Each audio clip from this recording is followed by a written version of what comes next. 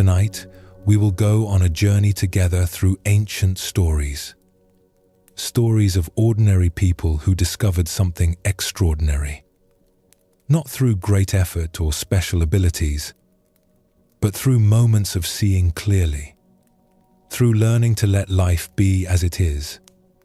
Before we begin, feel free to share what time it is and where you're listening from.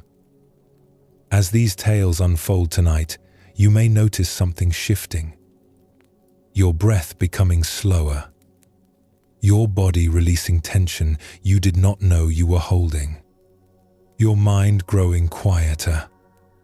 This is the gift of Zen Buddhism. It does not ask you to become someone different. It simply invites you to recognize what you already are, to see through the illusions that create struggle, to rest in the peace that is always here, always available, always home. So settle now, completely. Let your body grow heavy and still. There is nowhere else to be. Just this moment. Just this breath. Just these words finding their way to you. Let us begin this journey together. In a village where clay was abundant and the river ran clear, there lived a potter named June. He had learned his craft from his father, who had learned from his father before him. 3 generations of hands shaping clay into vessels. 3 generations of knowing how fire transforms earth into something useful and beautiful. June's workshop sat at the edge of the village, a simple building with a large kiln that glowed red on firing days. The wheel where he worked stood by the window, positioned to catch the morning light. He had thrown thousands of bowls on that wheel. He took pride in his work. Not the boastful kind of pride, but the quiet satisfaction of someone who does something well. People came from neighboring villages to buy his pieces, knowing they would receive something that would last. But lately, June had been feeling restless. His work had become routine. Each bowl looked like the one before it. Competent, yes. Well made, certainly. But something was missing. Some quality he could not name. Some life that had been present in his earlier work but had faded with time. He decided to create something different. Something that would challenge him. He would make a single bowl. Not for sale. Not for use. Just for the making itself. He would pour all his skill and attention into this one piece. Make it the finest work he had ever produced.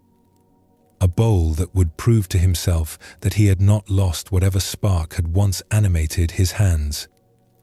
He chose his clay carefully, wedged it thoroughly to remove air bubbles. Let it rest for days until it reached the perfect consistency. When he finally sat down at his wheel, he brought a quality of attention he rarely allowed himself anymore. He was not making just another bowl. He was making the bowl. The one that would justify all the years of practice. All the hours of repetition. All the discipline of his craft. The bowl took shape under his hands.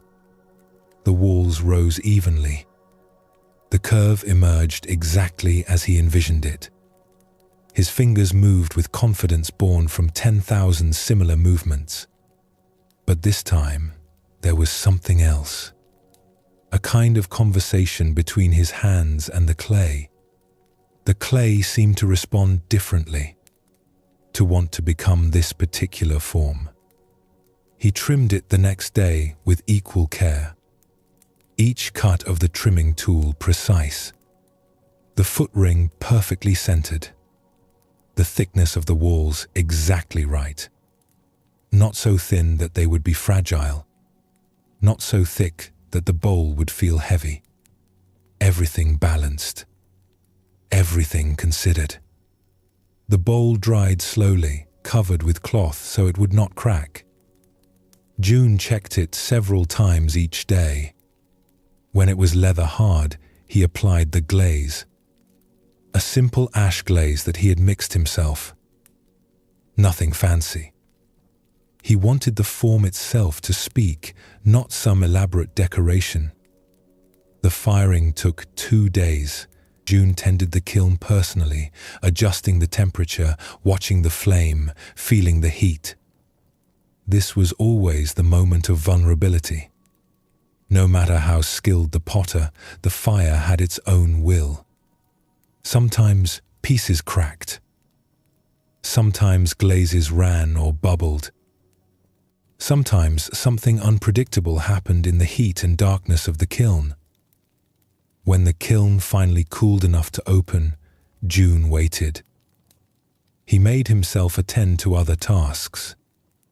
Swept the workshop, organized his tools, prepared clay for his next project. But his attention kept returning to the kiln, to the bowl waiting inside. Finally, he could wait no longer.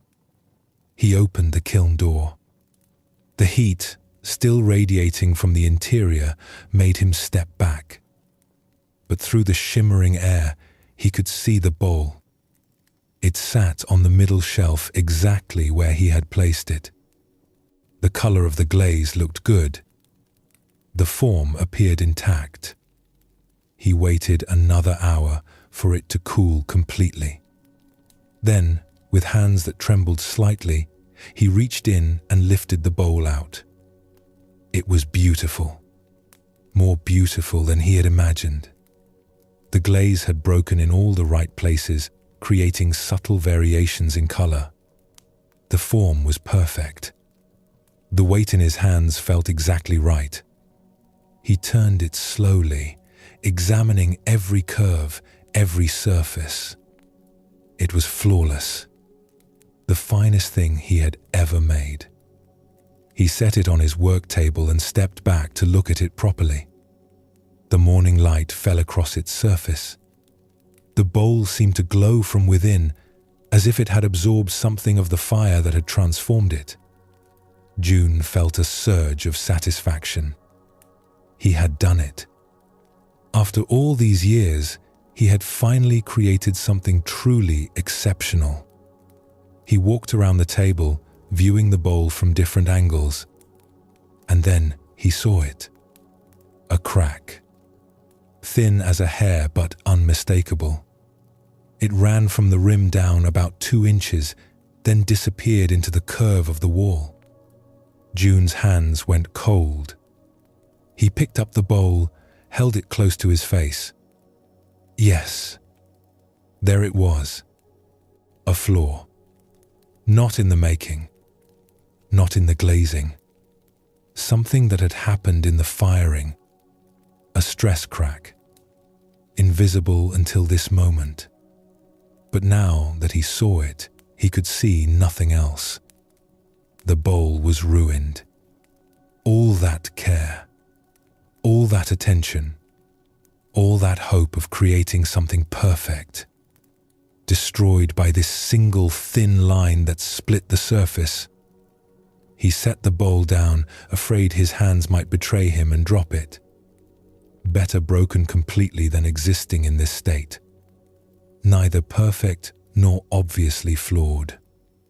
Just damaged. Diminished. A failure. He sat heavily on his stool, staring at the bowl.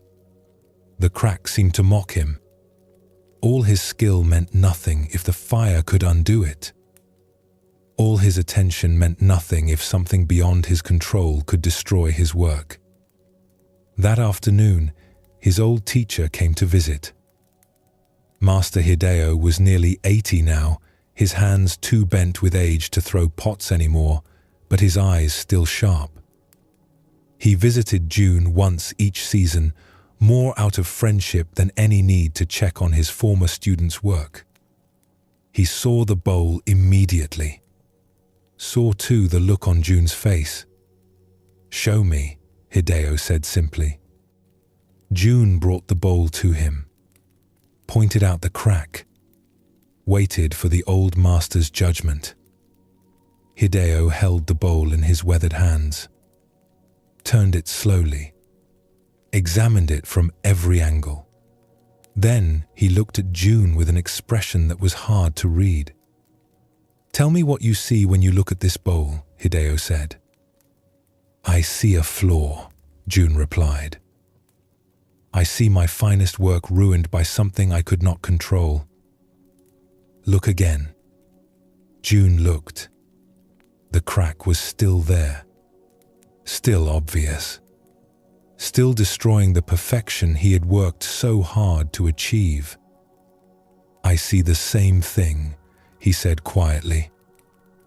Hideo set the bowl on the table between them. "Then you are not seeing clearly. You are seeing only what you expected, what you planned, what you tried to control. You are not seeing what is actually here." He pointed to the crack. "This line, did you make it?" "No. It happened in the firing. Something I could not control." "Yes. Something you could not control. And yet it is here, part of this bowl now. Not separate from the bowl, but integrated into it. The bowl includes this crack. This is what the bowl is. Not what you intended, but what emerged." June felt frustration rising. "But it ruins the bowl. It destroys what could have been perfect." "Perfect," Hideo repeated softly. "What is perfect? Something that matches your plan exactly? Something that conforms completely to your intention? Is that perfection? Or is that just control?" He picked up the bowl again, holding it to the light. The crack caught the sunlight, creating a subtle line of shadow and brightness. "Look at how the light moves along this line. Look at how it adds something to the form. A kind of movement, a kind of life. The bowl is no longer static. It has a story now. Something happened to it. It bears the mark of that happening. But it will leak," June said. "It cannot hold water. It has no function." "Cannot hold water," Hideo agreed. "So it will not be a water bowl. It will be something else. It will hold flowers, perhaps. Or sit empty, beautiful in its emptiness. Or it will simply exist as a reminder that nothing turns out exactly as planned. That life includes the uncontrolled. That perfection is not the same as control." He set the bowl down gently. "June, you have spent years learning to control your craft, to make what you intend. This is valuable. This is skill.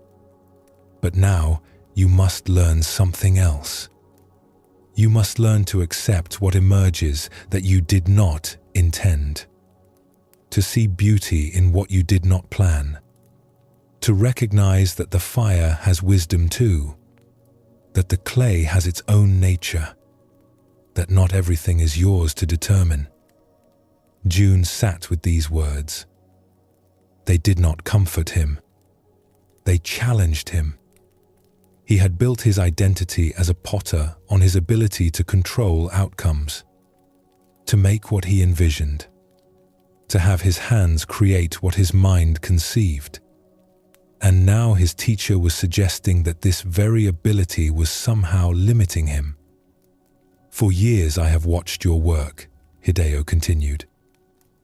"It is very good, very consistent, very controlled, but it has also become predictable, safe.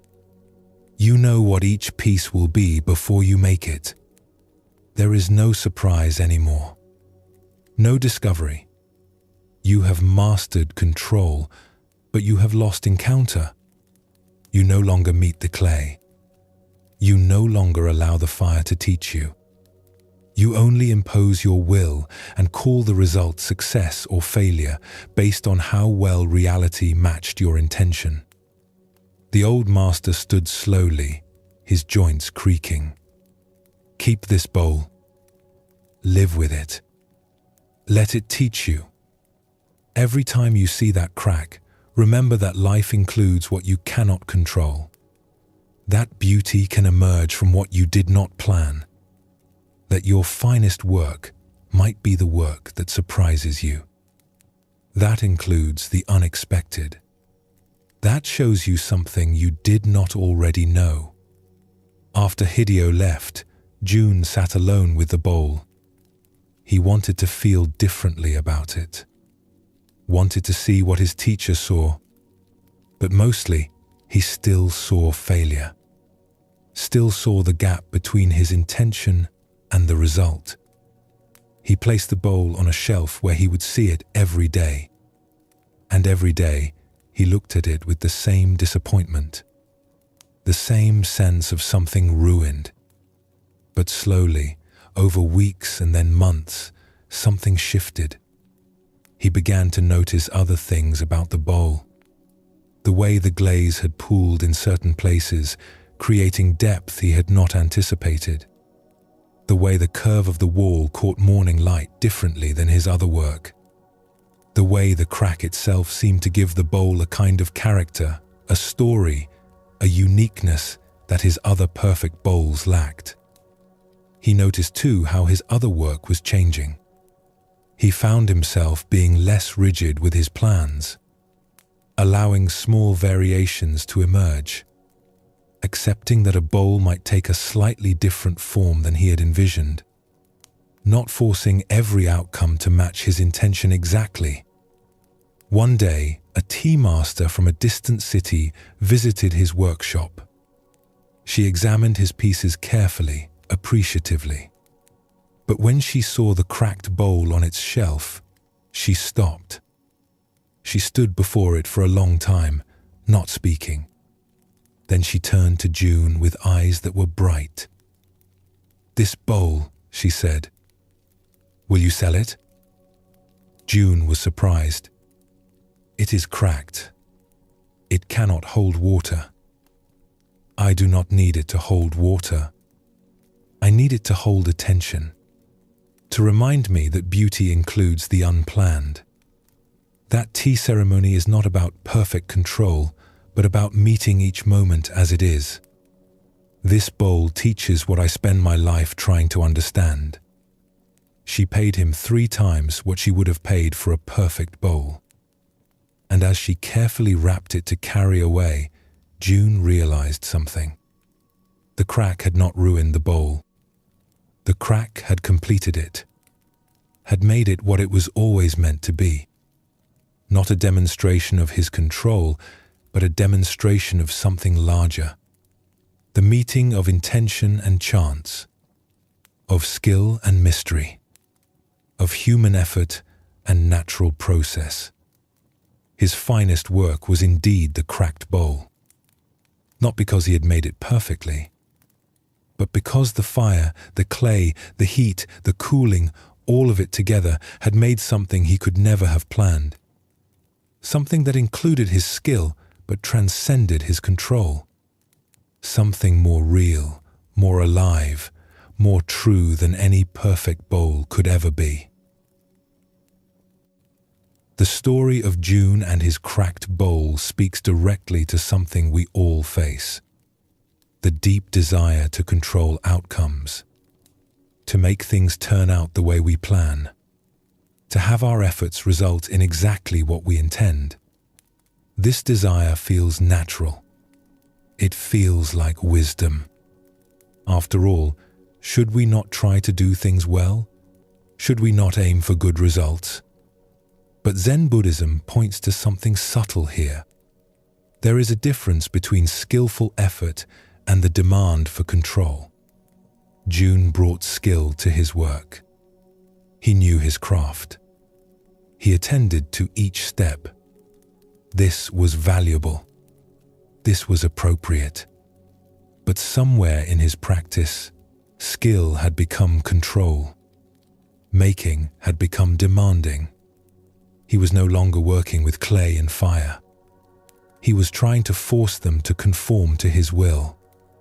When you let go of the demand for control, something opens. Not carelessness, not giving up on skillful action, but a kind of flexibility.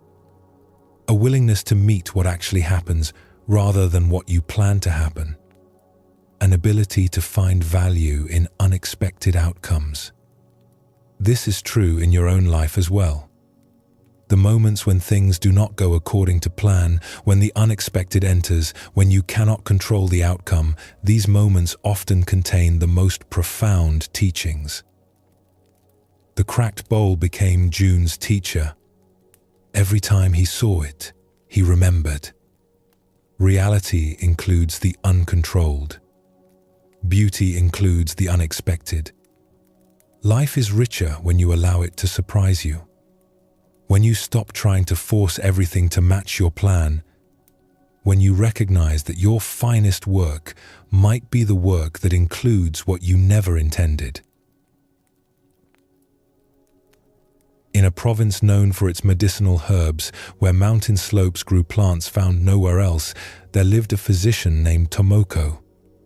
She had studied with the greatest healers of her time, had learned which roots treated fever, which leaves eased pain, which teas cleared the mind, which poultices drew out infection.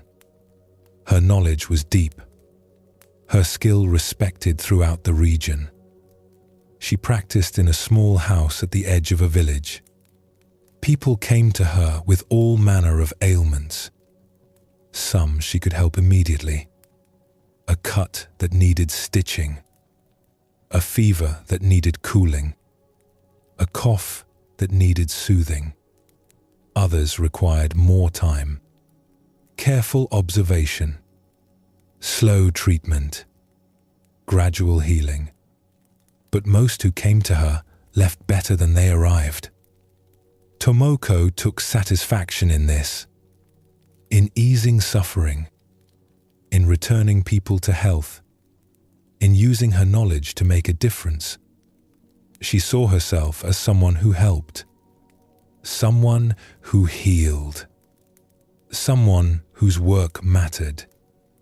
One autumn day, a man came to her house. His name was Daigo. He was younger than Tomoko, perhaps 30 years old, but he moved like someone much older. His face was tight with pain, his breathing shallow. His skin had an unhealthy pallor. "I need your help," he said simply. Tomoko invited him to sit, asked him questions about his condition. How long had he been unwell? What were his symptoms? Had he tried other treatments? Daigo answered briefly, reluctantly. Yes, he had been sick for months. Yes, he had pain in his stomach. Yes, he had seen other physicians. No, nothing had helped. Tomoko examined him carefully, checked his pulse, observed his tongue, palpated his abdomen. She recognized the condition. It was serious but treatable. With the right herbs and proper rest, he could recover. It would take time, perhaps several months, but recovery was possible. She prepared a mixture of herbs, explained how to brew the tea 3 times daily between meals. The taste would be bitter, but he must drink it all. She also gave him instructions about food, certain things to avoid, certain things to eat. Rest was essential. He must not work until his strength returned. Daigo listened to all of this without expression. When she finished, he took the herbs, paid her fee, and left. 2 weeks later, he returned. He looked worse. The pain had increased. He had lost more weight. Tomoko was puzzled. The treatment should have begun helping by now. "Have you been taking the herbs as I instructed?" she asked. Daigo shifted uncomfortably. "I tried them once. The taste was too bitter. I could not drink it." "But you must drink it. The bitter taste is part of the medicine. That is how it works." "I do not like bitter things." Tomoko felt a flash of frustration. She prepared a different formula, made it sweeter, added honey to mask the harsh taste, gave him careful instructions again. The dosage must be exact. The timing must be regular. He must follow through. Daigo took the new herbs and left. But when he returned 3 weeks later, he was worse still. The pain was constant now. His skin had a yellowish tinge. Time was becoming critical. "Did you take the herbs this time?" Tomoko asked, though she already suspected the answer. "I took them for a few days," Daigo said. "But then I felt more tired. So I stopped. I thought maybe the herbs were making me worse." The tiredness is part of healing. Your body needs rest to recover. The herbs are working, but you must continue taking them. And you must rest, not keep working. I cannot rest. I have my fields to tend. My family depends on me. If you do not rest now, you will not be able to work at all. This illness will progress. It could become very serious. Daigo looked at her with something like defiance. "Then give me medicine that does not require me to rest. Something that lets me keep working." "There is no such medicine. Healing requires cooperation. You must do your part. Take the herbs. Follow the instructions. Rest your body. I can provide treatment, but I cannot heal you if you will not help yourself." But Daigo did not want to hear this. He wanted medicine that would fix him without requiring him to change anything, without the bitter taste, without the tiredness, without the rest, without any discomfort or inconvenience. He came back twice more over the following weeks, each time worse. Each time Tomoko offered treatment. Each time Daigo found reasons not to follow through. The herbs were too expensive. The instructions too complicated. The changes too difficult. He wanted healing, but he did not want any of the things healing required. Tomoko found herself lying awake at night, thinking about Daigo. She had the knowledge to help him. She had the skill to treat his condition. But she could not make him take the medicine, could not force him to rest, could not make him do what was necessary for his own recovery. She felt responsible, as if his worsening condition was her failure. She reviewed her diagnoses, questioned her treatments, wondered if she was missing something. Maybe there was a different approach, a different herb, some way to help him that did not require his cooperation. One evening, she visited her own teacher. Master Fumiko was elderly now, no longer practicing medicine, but her understanding was deep. Tomoko explained the situation, described her frustration, asked for advice. "You are trying to heal someone who does not want to be healed," Fumiko said quietly. "But he comes to me. He asks for help. He suffers. He wants relief. That is different from wanting healing. Relief requires nothing from him. Just take a medicine and feel better. But healing requires participation, requires change, requires him to do things he finds difficult or uncomfortable. He wants the result without the process. Tomoko felt the truth of this, but it did not ease her frustration. So I should just give up on him? Let him suffer when I know I could help? You are already helping. You are offering treatment. You are providing guidance. You are giving him what he needs. But you cannot make him receive it.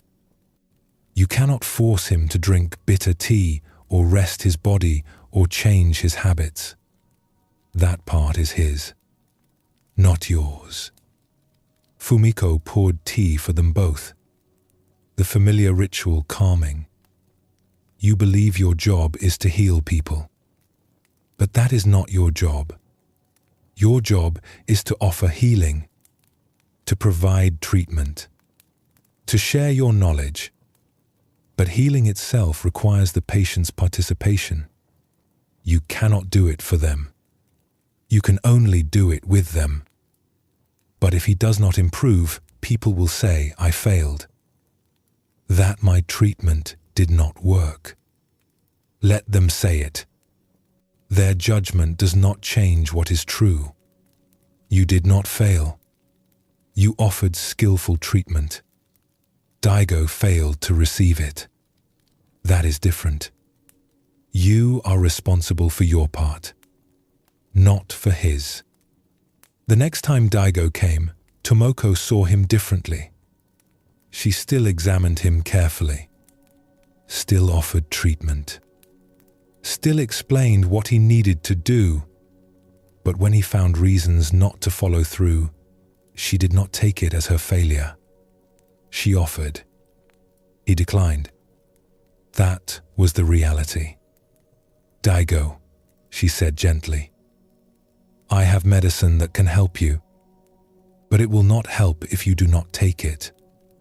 I have instructions that can guide your recovery, but they will not work if you do not follow them. I can offer treatment, but I cannot force healing. That part is yours. You must decide if you truly want to get well. If you are willing to do what wellness requires. Daigo looked at her with something like surprise.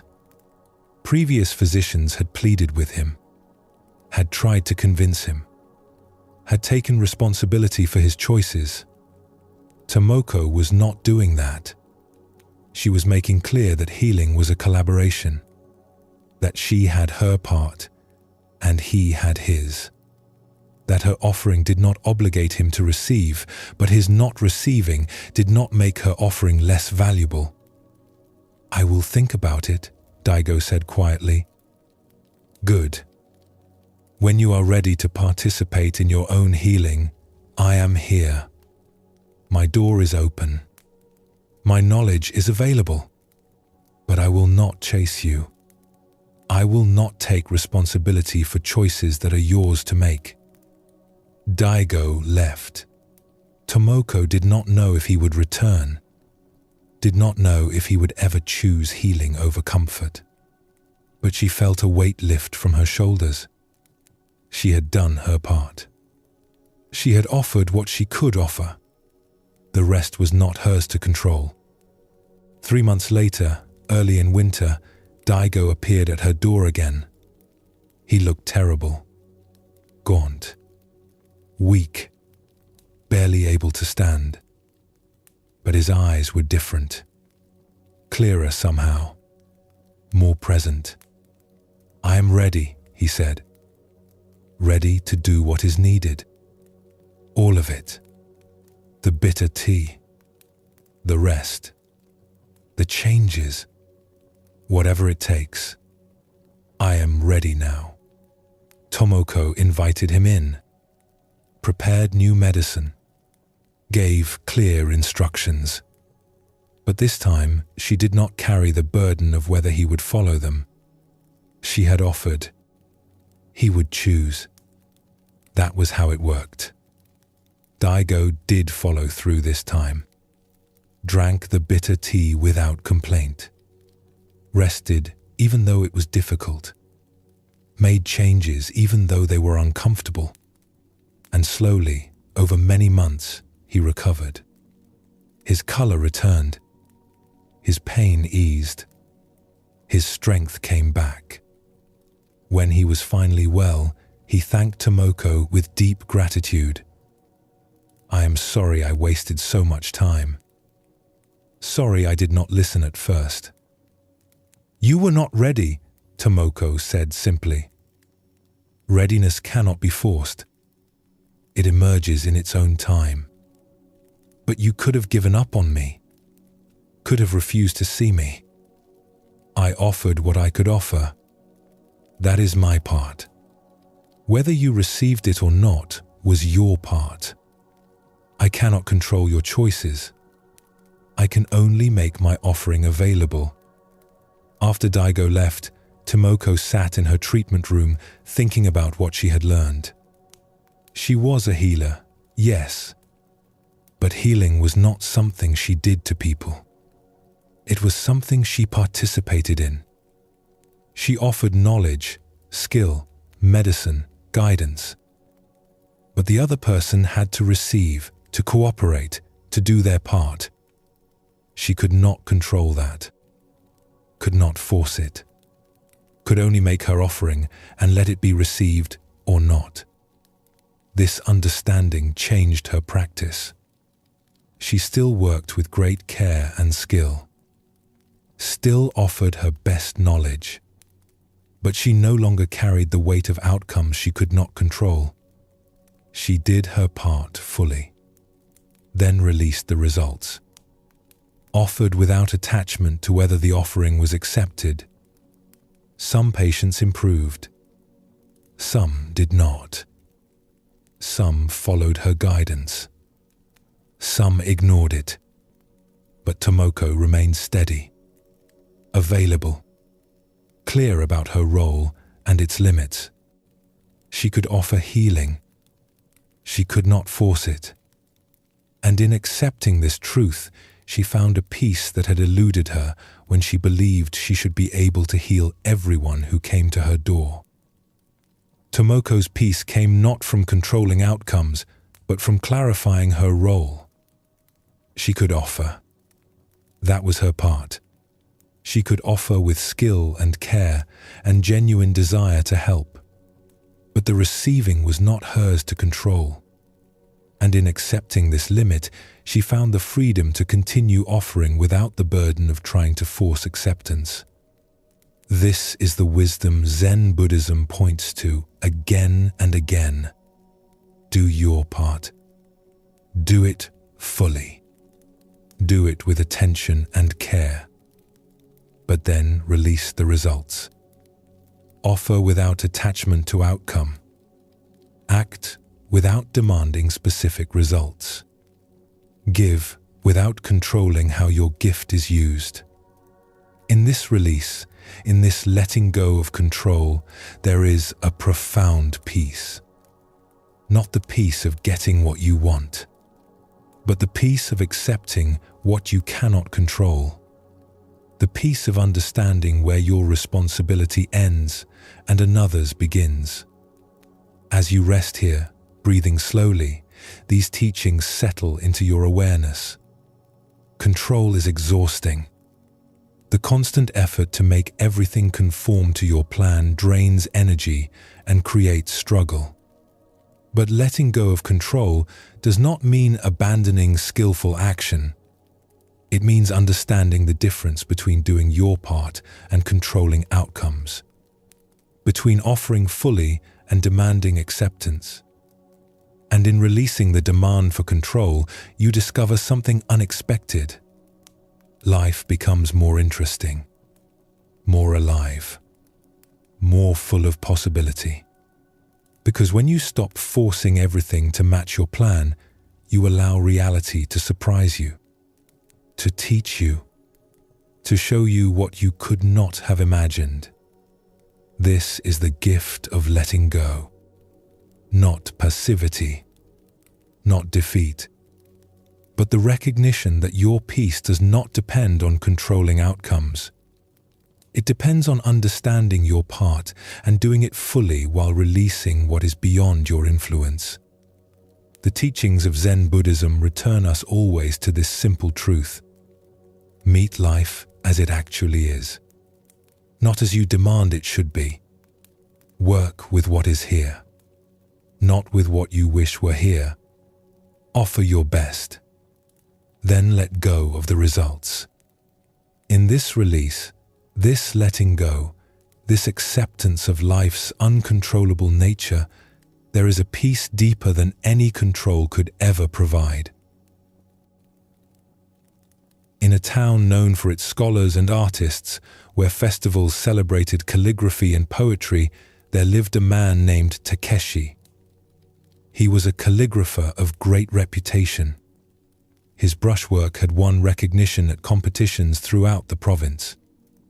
Takeshi had studied calligraphy since childhood. His father had been a calligrapher before him, and his grandfather before that. The family tradition stretched back generations. Takeshi had learned each stroke through repetition. 10,000 times writing the character for water, 10,000 times for mountain, 10,000 times for peace. His hand knew the movements without conscious thought. The brush became an extension of his will. Each morning, Takeshi rose before dawn. He ground fresh ink, prepared his paper, set out his brushes. Then he would practice for several hours before taking commissions. Practice was essential. Even at his level of skill, even after decades of daily work, he maintained strict discipline. Without practice, the hand grew clumsy. The strokes lost their precision. Lately, though, something had changed.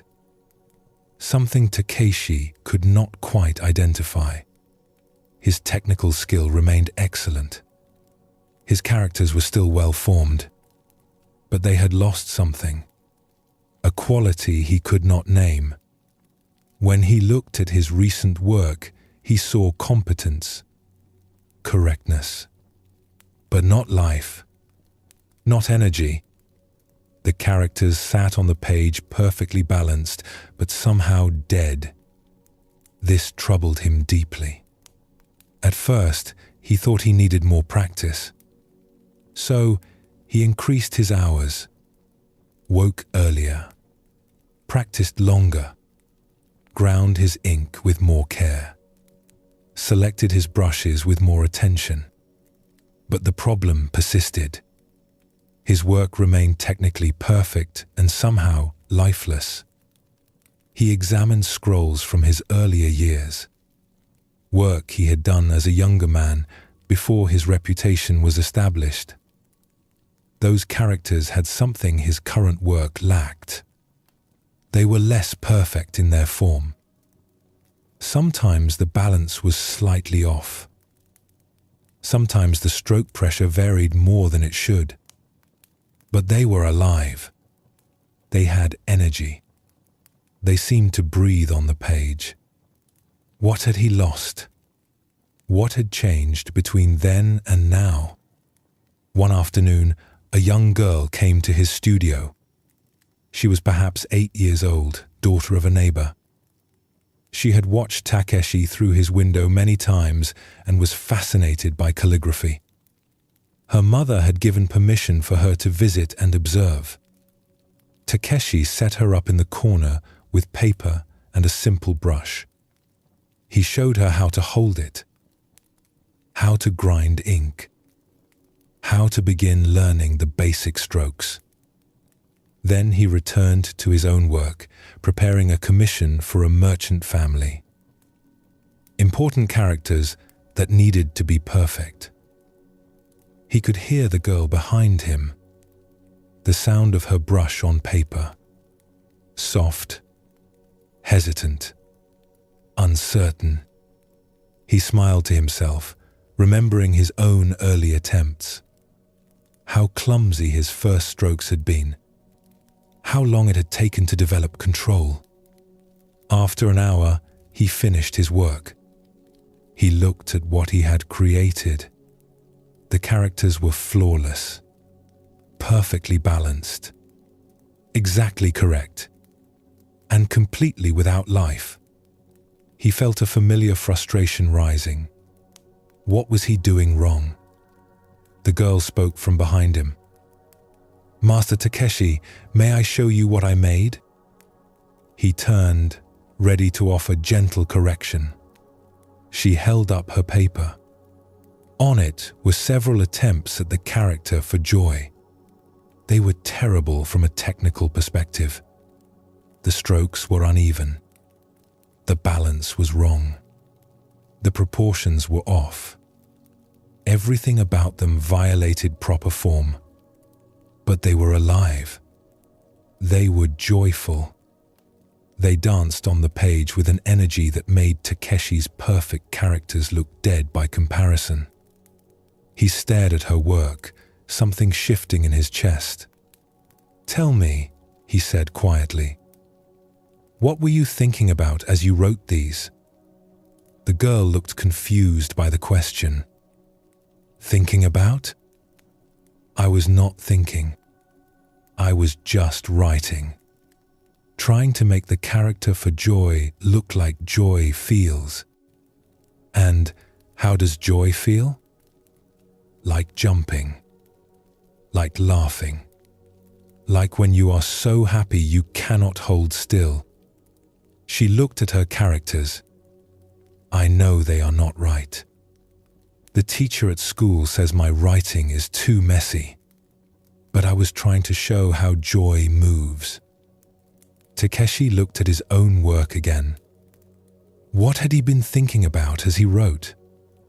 He had been thinking about correct form, about proper balance, about what the merchant would expect, about his reputation, about technical perfection. He had been thinking about the result, about how it would be judged, about whether it was good enough. He had not been thinking about the meaning of the characters, had not been feeling anything about what they said. He had been executing them, like a craftsman following a pattern. Technically perfect, but absent of any actual presence with what he was doing. "Your characters are wonderful," he told the girl. "Do not let anyone make you lose this quality they have. This aliveness." She beamed with pleasure, not quite understanding why her messy work was being praised by a master calligrapher. After she left, Takeshi sat alone in his studio. The light was fading. His perfect characters lay on the table before him, and he saw clearly what had happened over the years. He had learned technique so well that he no longer needed to be present. His hand could execute the strokes automatically. His mind could wander, could think about other things, could plan, could worry, could judge, and the characters would still be technically correct, but they would be empty. The girl had no technique. She had to be completely present with each stroke, had to attend to the brush, the ink, the paper, the movement. She could not execute automatically. So her full attention was there. And that attention, that presence, came through in the work. It made her clumsy strokes more alive than his perfect ones. He realized he had forgotten how to be present with his own work, had trained himself so thoroughly that he could do it without actually being there. And in that absence, the work had died. The next morning, Takeshi approached his practice differently. He did not try to change his technique. He tried to change where his attention was. As he lifted his brush, he felt its weight. Noticed the texture of the bamboo handle. Saw how the light caught the bristles. When he dipped it in ink, he watched how the ink was absorbed, how it clung to the brush, how it would flow when pressed to paper. As he began to write, he stayed present with each stroke, not thinking about the next stroke or judging the previous one. Just here with this stroke, this movement, this moment of brush meeting paper. He felt the texture of the paper, heard the slight whisper of bristles, saw the ink flowing, spreading, settling. The characters that emerged were different, still technically skillful. His years of practice had not disappeared, but they had something else now, something that had been missing, a quality of attention, of presence, of actual contact between the calligrapher and what he was creating. He looked at these new characters and felt something he had not felt in years. Recognition, as if he was meeting his own work again, as if he had been absent for a long time and was finally returning. Over the following weeks, Takeshi discovered something. Presence required constant practice. His habit of distraction was strong. His mind wanted to wander to other concerns, to judge what he was creating, to think about results. But each time he noticed this drift, he brought his attention back to the brush, to the ink, to this stroke, to this moment. His work began to change. Clients noticed, though they could not say exactly what was different. The characters were somehow more compelling, more alive. They had an energy that drew the eye and held it. Takeshi understood that his earlier years had been spent developing skill, learning technique, training his hand. This was necessary. This was valuable. But somewhere in that process, he had lost the very thing that makes work meaningful.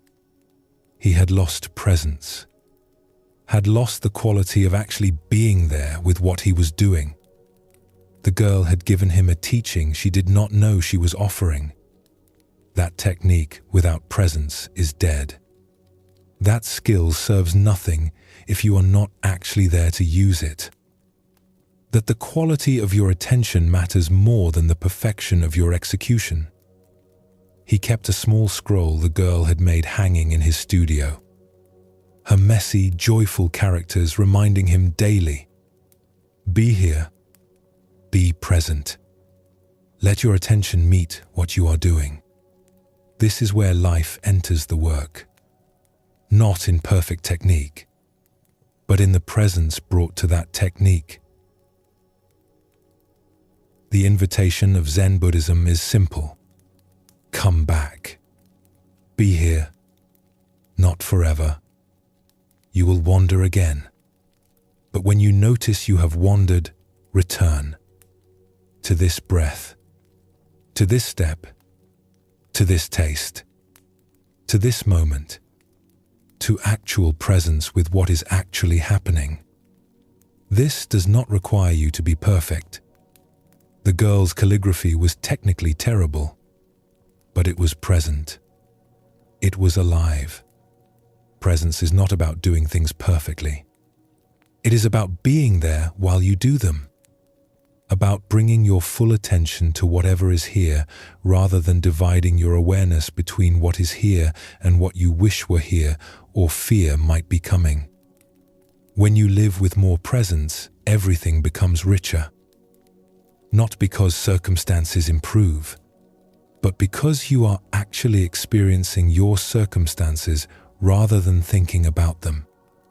The taste of simple food becomes complex. The feeling of breath becomes interesting. The sound of rain becomes music. Not because these things change, but because you are finally there to notice them. This is what Takeshi discovered, that his finest work would not come from more technique. It would come from more presence. from actually being there with his brush and ink and paper, from bringing his attention fully to what he was doing rather than executing it mechanically while his mind was elsewhere. The girl's messy characters became his teacher, a reminder that technique serves presence, not the other way around.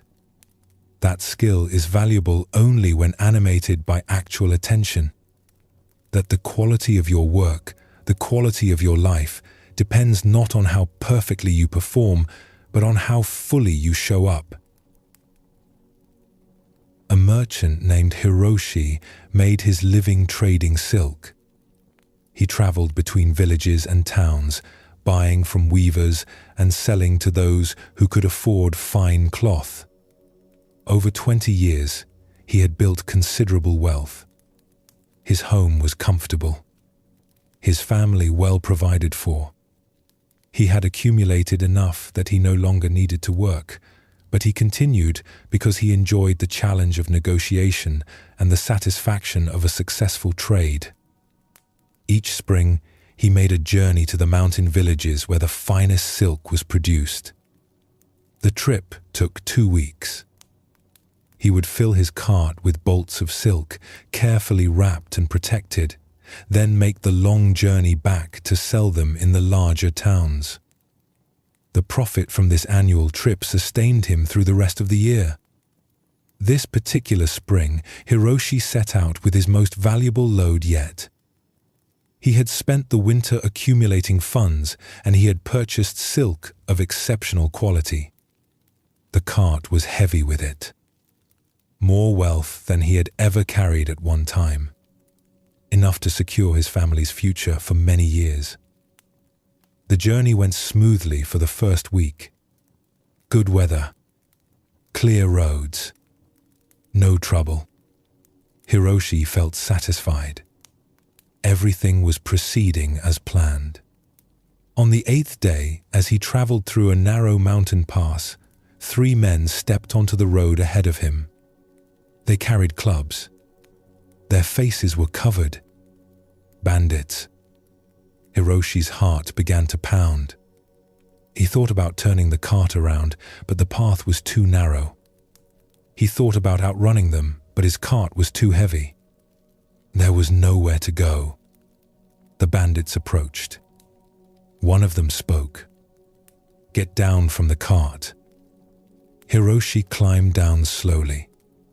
His legs felt weak. "What are you carrying?" "Silk." "I am a merchant." The bandits looked at each other.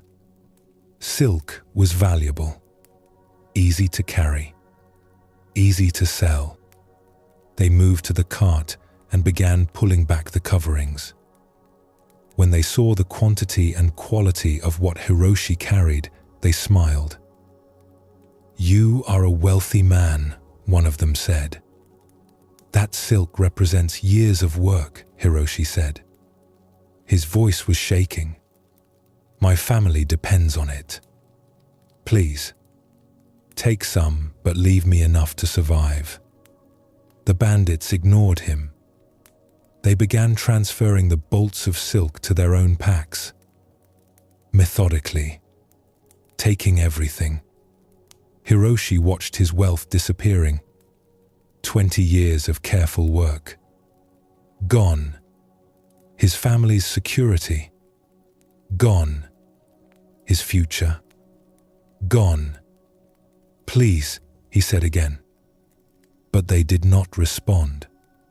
When they had taken the last of the silk, they looked at him. For a moment, Hiroshi thought they might kill him. Leave no witness. But they just turned and walked away, disappearing into the forest with everything he owned. Hiroshi stood beside his empty cart. The sun was warm on his face. Birds were singing. The mountain air smelled of pine.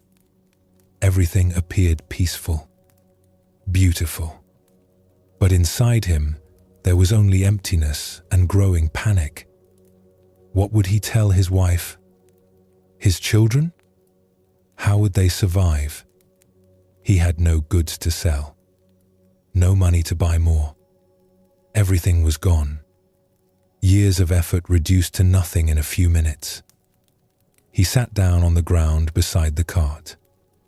The shock was wearing off, replaced by despair. He had failed. Lost everything. He imagined his family's faces when he returned with nothing. The shame. The fear. The uncertainty. He sat there for a long time. The sun moved across the sky. Eventually, he realized he needed to move. Needed to start the journey home.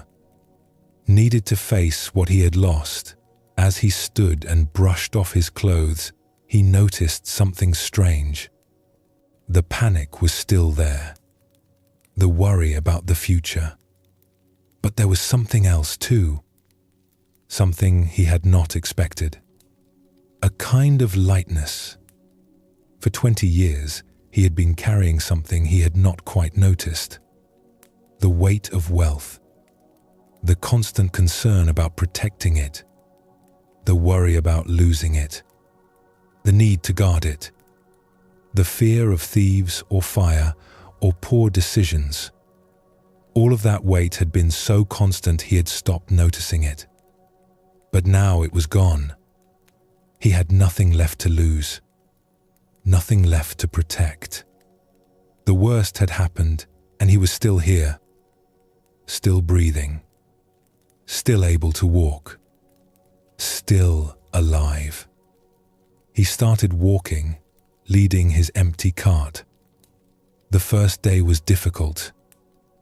His mind kept spinning stories about disaster, about poverty, about shame, but he kept walking. On the second day, something shifted. He noticed things he had missed on the journey out. The way light fell through trees, the sound of a stream, the smell of wild flowers. When he was carrying valuable cargo, he had been too tense to notice such things, too focused on protecting what he had. But now, with nothing to lose, his attention was free. He stopped at a small village. He had no money to pay for lodging, but he explained his situation to the innkeeper. The man offered him a meal and a place to sleep in exchange for help with repairs to the building. Hiroshi worked for several hours, fixing a door and mending a section of roof. The work felt good. Simple. Direct. He slept better than he had in years. The next morning, he continued walking. He found he was not rushing, not anxious to arrive, just walking, meeting each day as it came. Sometimes people offered help. Sometimes he worked for meals. Sometimes he went hungry. All of it was just what was happening. When he finally reached his home, he stood outside for a long time before entering. He did not know what he would find inside. Anger? Disappointment? Fear? But when he opened the door, his wife saw his face and simply came to him, held him. "What happened?" she asked. "I lost everything. Bandits took all the silk." She was quiet for a moment. Then she said, "But you are here. You are safe. That is what matters." Hiroshi felt tears come. Not tears of despair. Something else. Something like relief. She was right. He was here. He was safe. Everything else was gone, but this remained. In the days that followed, they adjusted to their new situation. They had some savings, though not much. Hiroshi took work where he could find it, helping neighbors, doing repairs, teaching young men about trading. The work was different from what he had done before, more immediate, more connected to people. He noticed something surprising.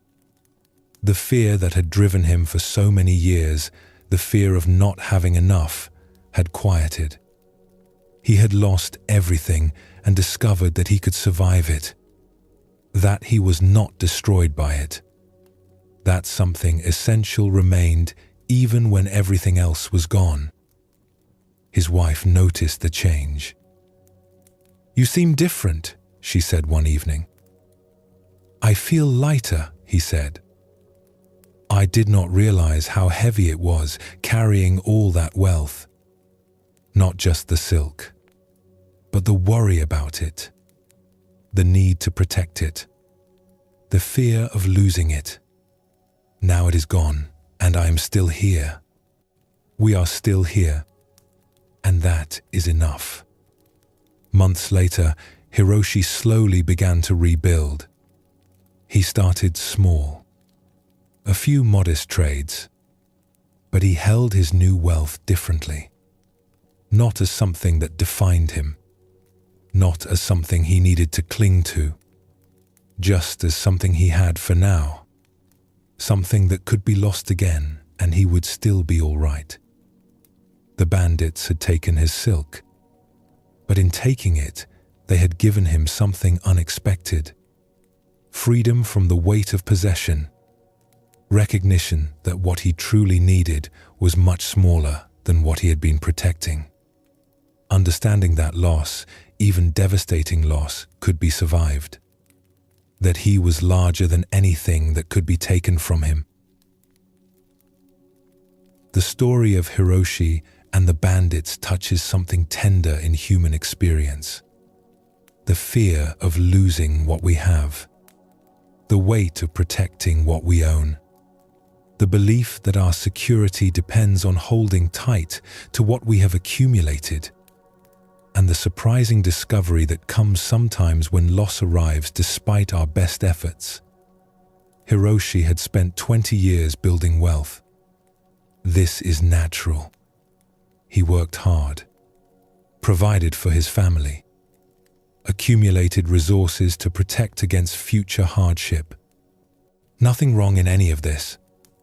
But underneath the accumulation, something else was accumulating too. The weight of worry, the constant tension of protecting, the fear that lived in the background, quiet but always present. When the bandits took everything, they removed not just the silk, but the burden of carrying it. In that moment of complete loss, something unexpected became visible: that he had been weighting himself down with more than fabric and coin. He had been carrying the fear of this very moment, the imagined catastrophe of losing it all. And when it actually happened, when the feared thing became real, he discovered he could survive it. There is a quality of holding that creates suffering beyond the natural pain of loss. When we grip something so tightly that our whole sense of security depends on it, we live in constant fear of its loss.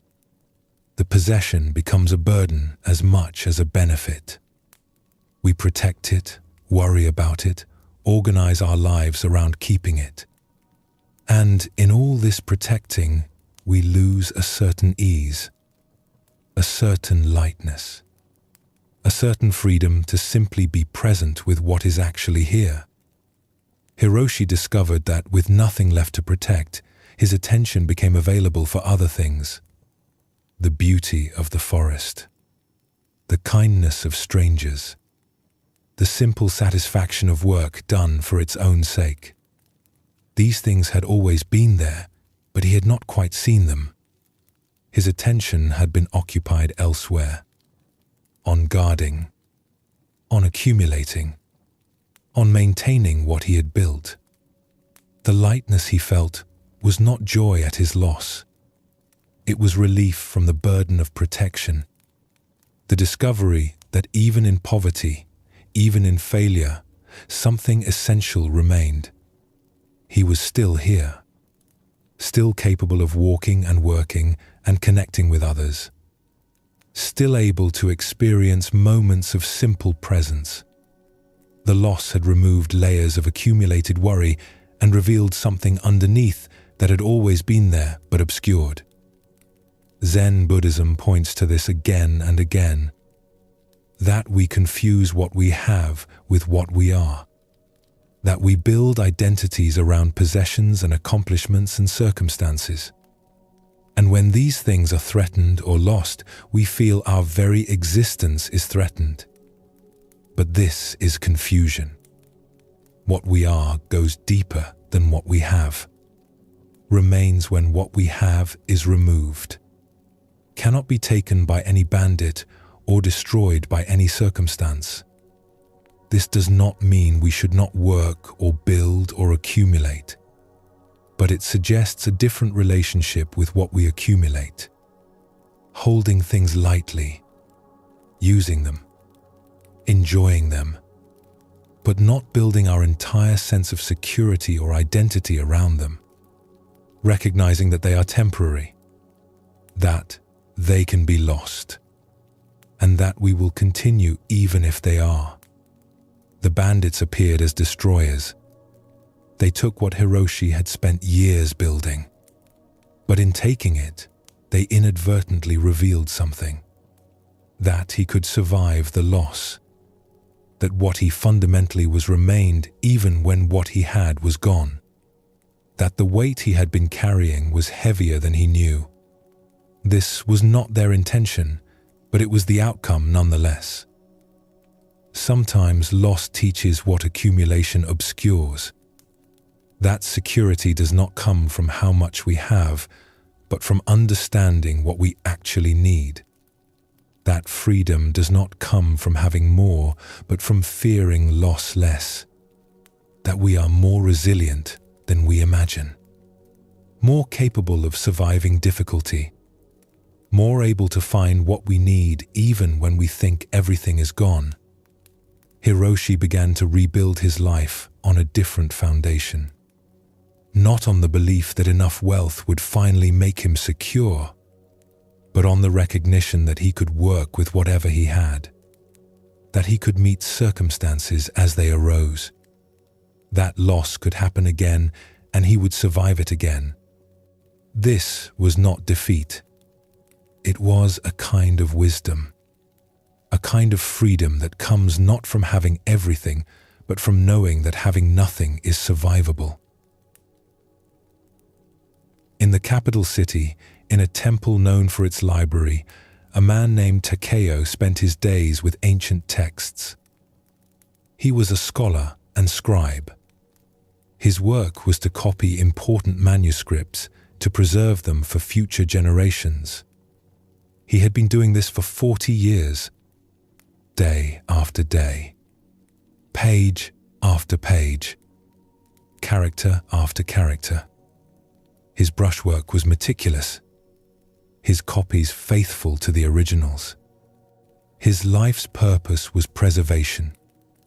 The library where he worked held thousands of texts, Buddhist sutras, historical records, poetry, philosophy, medical knowledge. Some of the manuscripts were centuries old. Some were the only copies in existence. All of it was valuable, irreplaceable, and all of it depended on people like Takeo to keep it from being lost to time. Takeo took his work seriously. He arrived early, stayed late, never rushed, never made errors he could avoid. Each character he wrote was an act of devotion to the teachings contained in the texts, to the authors who had written them, to the future monks and scholars who would read them. He was working on a particularly important project, a complete copy of a text that existed in only one crumbling original. The pages were brittle with age, the characters fading. If it was not copied soon, it would be lost forever. Takeo had been working on it for 2 years. He was near completion. Perhaps 2 more months of work remained. One afternoon in late summer, Takeo left the library to eat his midday meal outside. The weather was hot, the air still. He sat under a tree and ate rice and vegetables. He could see the library from where he sat today. A beautiful building, elegant in its simplicity, a place that had stood for more than 100 years. As he was finishing his meal, he smelled smoke. He looked around, trying to locate the source. Then he saw it. Smoke coming from the library, from somewhere inside the building. He dropped his bowl and ran. Other monks were already running toward the building. Someone was shouting for water. Takeo reached the entrance and looked inside. The smoke was thick. He could see flames in the main hall where the manuscripts were kept. Monks were rushing in and out, carrying what they could. Armfuls of scrolls and books. Takeo joined them. He ran into the smoke. His eyes burned. His lungs ached. He grabbed manuscripts from the shelves, carried them outside, ran back in for more. But the fire was spreading quickly. The wooden building, the paper manuscripts, everything burned easily. The monks formed lines, passing water in buckets, but it was not enough. The flames grew larger, hotter, more consuming. Eventually, someone grabbed Takeo as he tried to run back inside. No more. The roof is going to collapse. Everyone out. Takeo stood with the other monks, watching the library burn. They had saved some texts, a fraction of what the library held, but most of it was gone. Centuries of preserved knowledge, irreplaceable manuscripts, all turning to ash. Takeo watched the flames consume the building. Somewhere in there was his project, the copy he had spent 2 years creating, the ancient text he had been preserving, all of it burning, gone. He waited for the feeling to hit him, the grief, the devastation, the sense of futility. 2 years of work for nothing. But the feeling that came was not what he expected. He felt present, more present than he had felt in a long time. The heat from the fire on his face, the smell of smoke, the sound of burning wood, the sight of flames against the evening sky. All of it was vivid, immediate, real. He looked at his hands, the hands that had written thousands of characters, that had copied page after page with devoted care. They were still here, still capable. The manuscript was gone, but the hands that had written it remained. He thought about the text he had been copying. He knew it well, had read every word multiple times, had contemplated its meaning as he copied it. The physical pages were burning, but what he had learned from them was still present. In his mind, in his understanding, that could not burn. An old monk stood beside him. Master Chen, the head of the library. He too was watching the fire. His face was calm. Sad, but calm. 40 years of my life in that building, Master Chen said quietly. 40 years of collecting, organizing, preserving, all gone in an afternoon. I am sorry, Master, Takeo said. Master Chen smiled slightly. Do not be sorry. This is what happens. All created things are temporary. All preserved things eventually fade. We knew this. We just forgot it while we were busy preserving. But the knowledge, the teachings, they are lost. Some of them, yes. But consider, those teachings were written down because someone had realized them, understood them, embodied them. The true teachings are not in the texts. They are in the understanding. And that understanding can arise again, has arisen again and again throughout history. The books are just fingers pointing at the moon. The fire has burned the fingers, but the moon remains. Takeo stood quietly, absorbing this. He had spent 40 years preserving texts. It was important work, valuable work. But Master Chen was pointing to something deeper.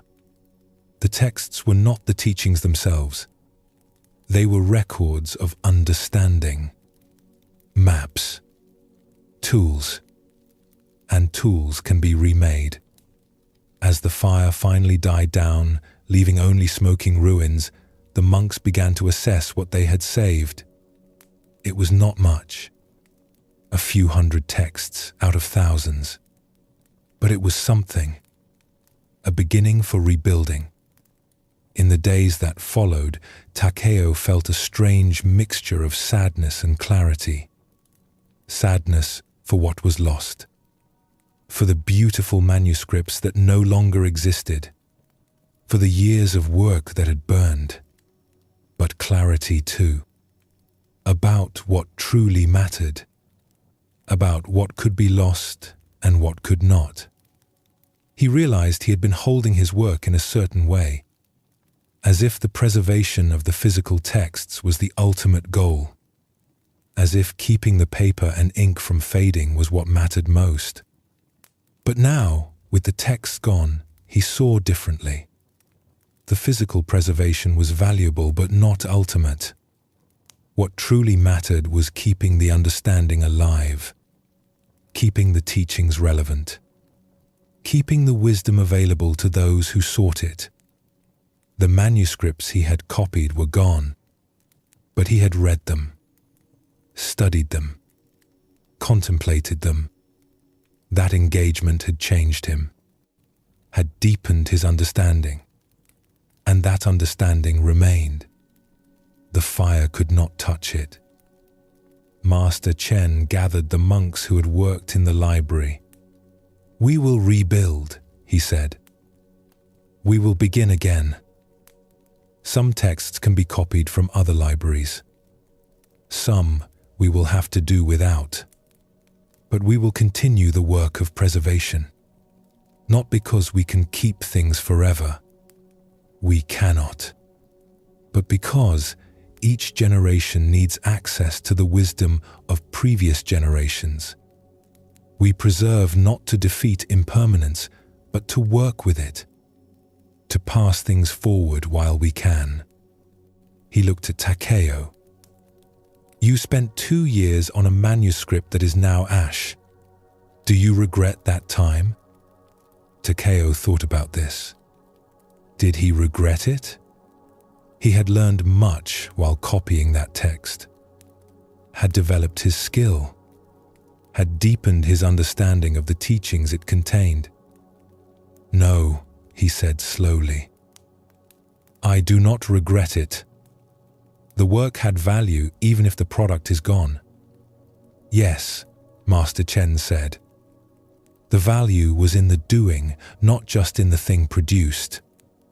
You became a better scholar, a deeper practitioner. The manuscript was a vehicle for that development.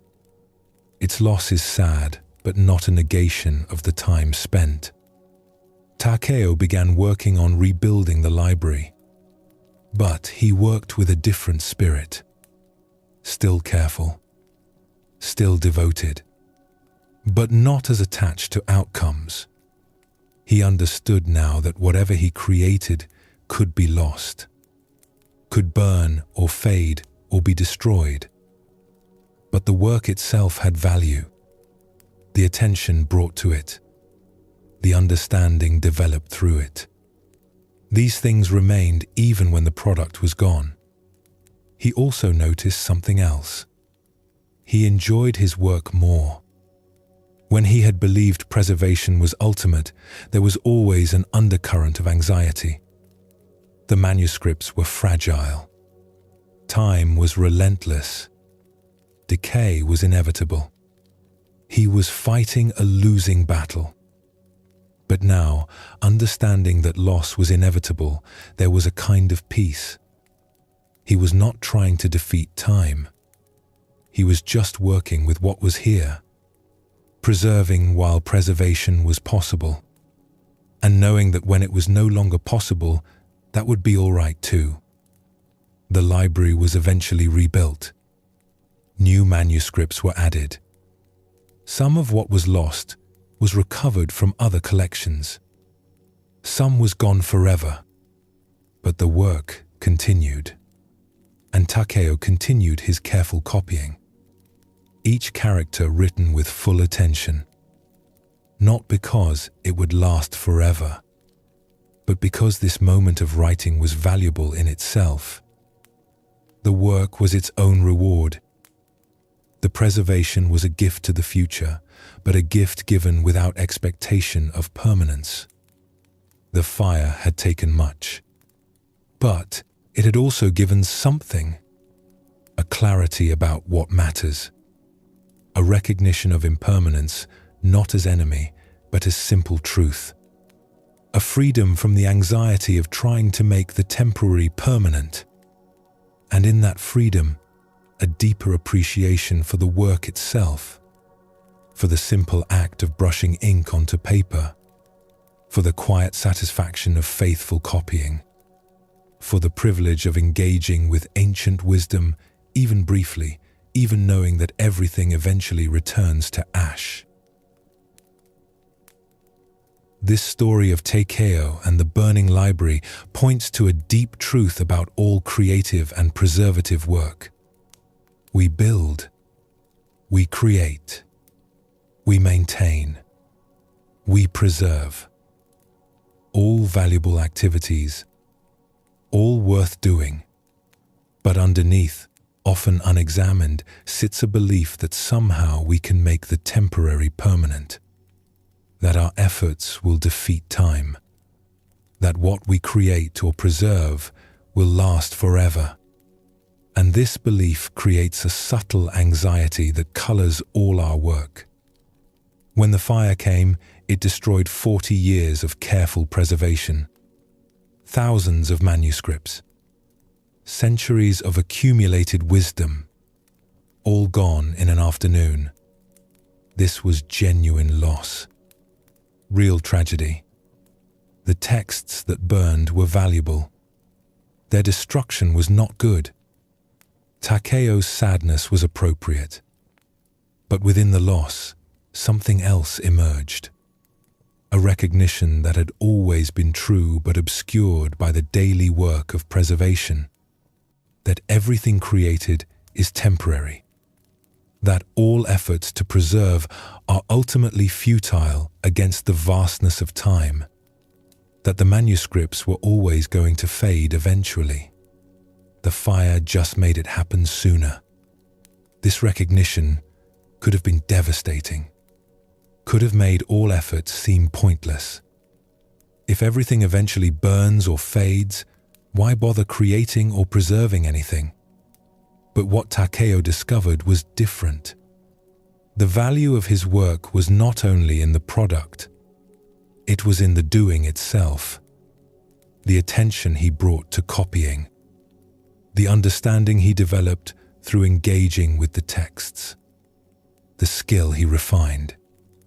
The devotion he practiced. All of this remained even when the product was destroyed. There is something here about the relationship between process and outcome. We often think the outcome is what matters. The finished manuscript, the completed project, the preserved text. And outcomes do matter. They are why we do the work. But when we make outcomes everything, when we invest all meaning product, we become anxious about protecting that product. We live in fear of its loss. And when loss comes, we feel devastated. Not just sad, which is natural, but as if the work itself was meaningless because the outcome is gone. But what if the meaning is distributed differently? What if the outcome matters, but so does the process? What if the hours spent carefully copying had value in themselves, regardless of whether the manuscript survived? Then loss is still sad, still painful, but not obliterating, not a negation of everything that came before. Master Chen's words about the teachings versus the texts point to something important. The physical manuscripts were valuable as carriers of wisdom, as tools for transmission, but they were not the wisdom itself. The wisdom was in the understanding, and understanding arises in minds, not on pages. The fire destroyed pages, but could not touch the understanding that those pages had helped create. This is true of all our creative and preservative efforts. We write books that will eventually decay, build buildings that will eventually crumble, make art that will eventually fade, teach students who will eventually die. Everything we make is temporary. Everything we preserve is fighting a battle against time that time will ultimately win. This is not pessimism. This is just reality. Impermanence is not a flaw in the design of the world. It is a basic characteristic of existence. When we resist this truth, when we try to make things permanent, we create suffering beyond the natural sadness of loss. We exhaust ourselves trying to protect what cannot be protected forever. We live in anxiety about the inevitable. We miss the simple satisfaction of the work because we are so focused on ensuring the product survives. But when we accept impermanence, when we work within it rather than against it, something shifts. We can still do the work, still preserve what we can, still create with care, but we hold it differently. We know it is temporary. We know it will eventually be lost. And knowing this, we can appreciate it more fully while it is here, can enjoy the work itself without the burden of believing we must make it last forever. Takeo continued his careful copying after the fire, not because he thought his new manuscripts would be permanent, but because the work itself was valuable, because transmission matters even when what is transmitted is temporary, because this moment of writing has meaning even if what is written will someday burn or fade. There is a kind of peace in this acceptance, not resignation, not giving up, but a clear-eyed understanding that allows us to work without anxiety, to create knowing that what we create is temporary, to preserve knowing that preservation is temporary, to do the work for the value of the work, not just for the hope of permanent outcomes. The fire took much from the library, but it also burned away a certain illusion. The illusion that through enough effort, enough care, enough devotion, we could make the temporary permanent.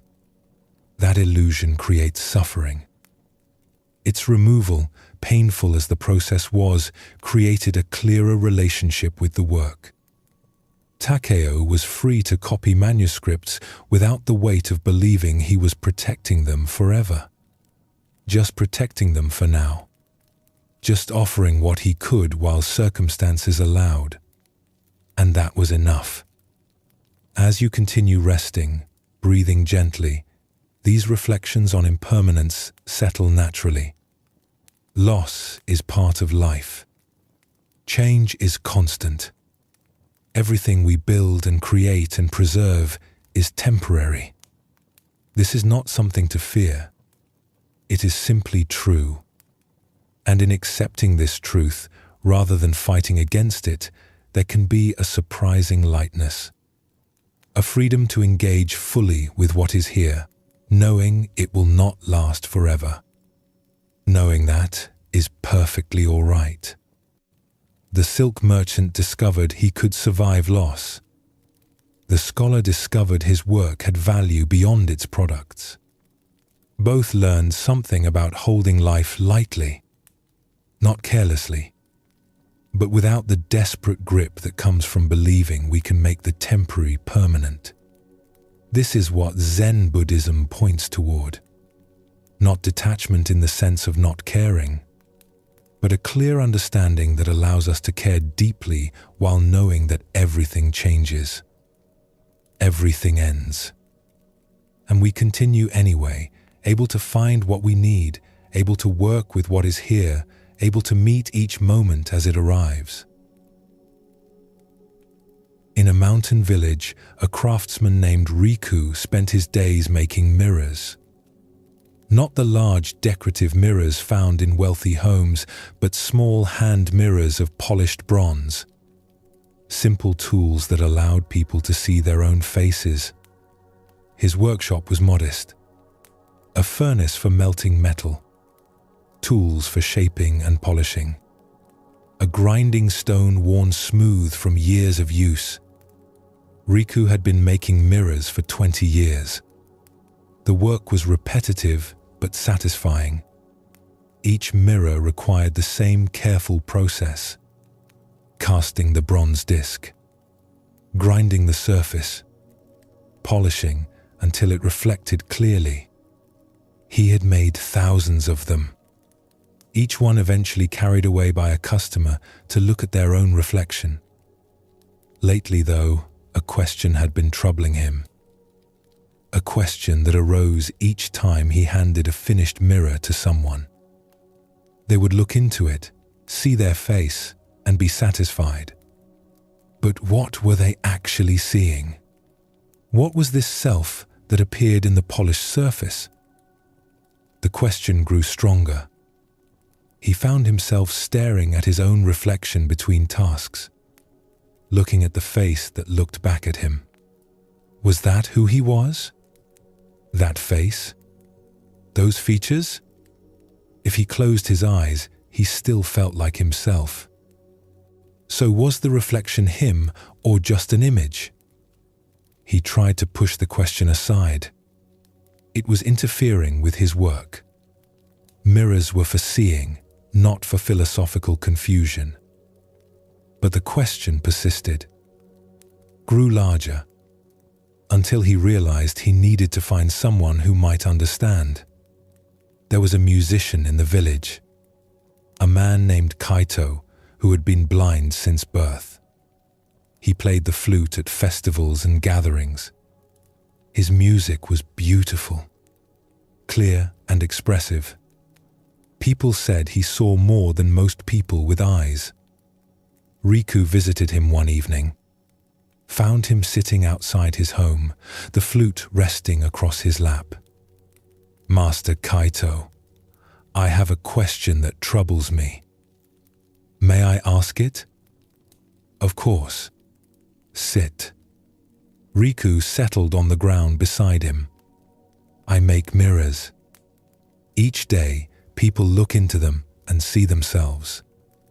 But I have begun to wonder, what is this self they see? Is the reflection who they are?" Kaito was quiet for a moment. Then he smiled slightly. "You make mirrors but have never seen your own face. Is that right?" "No, I see it every day. In the mirrors I polish. In still water. I know what I look like." "Then perhaps I should ask differently. You see an image that you call your face. But is that you? If I touch your arm right now, I feel something solid, warm, breathing. Is that more you than the image in the mirror?" Riku considered this. "My body is me, yes. The mirror shows what my body looks like. And if your body is you, then when your body changes, do you change? When you were a child, you had a child's body. Now you have a man's body. Were you different people? Or the same person in different forms? The same person. I remember being that child. I have changed, but I am still me. So you are not your body, exactly. You are something that experiences having a body.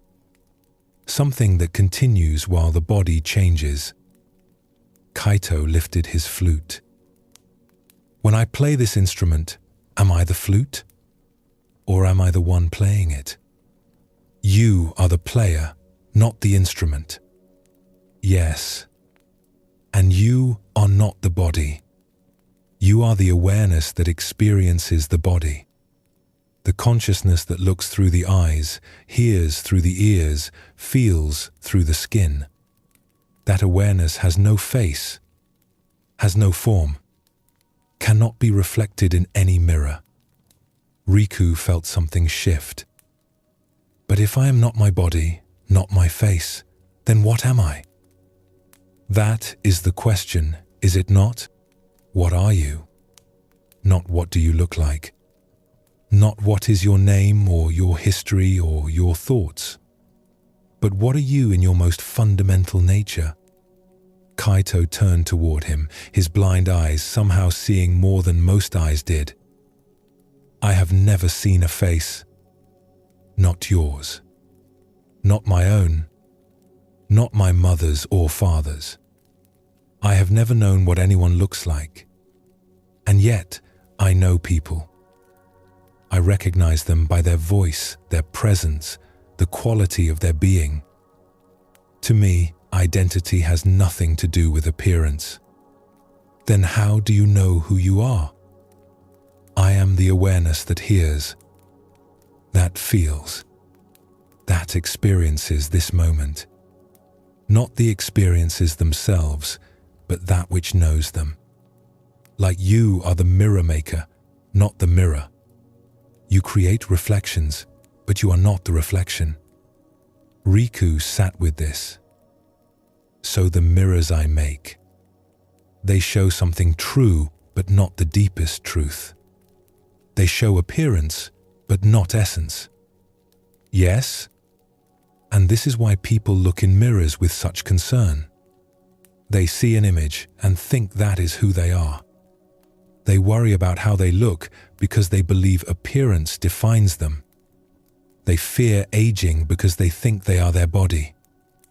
They compare their reflection to others and feel inferior or superior based on images. All because they mistake the reflection for the self. But we do have bodies. We do have faces. Are you saying these do not matter? They matter. Your body matters. But it is not you. It is something you experience. Something you move through the world in. Like clothing. Your robes matter. They keep you warm. They cover you. But you are not your robes. You can change them and still be yourself. Kaito played a few notes on his flute. The sound clear in the evening air. When I play, where is the music? In the flute? In the air? In your ears? Or in the awareness that hears? In all of those places. And in none of them, exactly. Yes. The music arises from all those conditions meeting. The flute, the breath, the air, the hearing. But the music itself is not located in any one place. It is an experience that happens when conditions align. Your sense of self is similar. It arises from many conditions. Body, memory, thoughts, sensations. But the self is not located in any one of these things. It is more like music than like an object. More like a process than a thing. Riku felt his understanding shifting. For 20 years he had been making objects that claimed to show people who they were, but they showed only surfaces, only appearances. The deeper truth, the awareness looking through the eyes, could never be reflected. So what should I tell people who buy my mirrors? That they are looking at an illusion? Kaito laughed gently. No need to disturb their purchase. Let them see what they see. But you can know differently. You can know that what you are creating shows one level of truth, the surface, and that beneath the surface is something the mirror cannot capture, the awareness itself, the consciousness that looks but cannot be looked at, the seer that has no face. After that conversation, Riku continued making mirrors, but his relationship with the work changed. He no longer saw the mirrors as showing who people were. He saw them as showing what people looked like. A subtle but important difference. The reflection was information, not identity. He also noticed something about himself. When he stopped identifying so completely with his appearance, with his body, with his thoughts, there was a quality of freedom. He was still Riku, the mirror maker, still had his face and form and history. But he did not feel confined by these things. They were part of his experience, not the totality of what he was. Sometimes customers would come in and talk about their appearance, about wanting to look different, about aging or imperfection. And Riku would feel compassion for how seriously they took the reflection. How much suffering came from believing the image was the self. He kept a mirror in his workshop, not polished perfectly, slightly clouded. When he looked into it, he could barely see his features, just a general shape, a suggestion of a face. And this felt more true somehow, because the clarity of reflection created the illusion of fixed identity. But the clouded mirror showed the truth. That appearance is always shifting, always approximate, never quite capturing what you actually are. Kaito had given him a teaching that went deeper than any instruction about metalwork ever could. That you are not what you see in the mirror. You are the awareness that sees. And that awareness has no form, no face, no reflection. It simply is.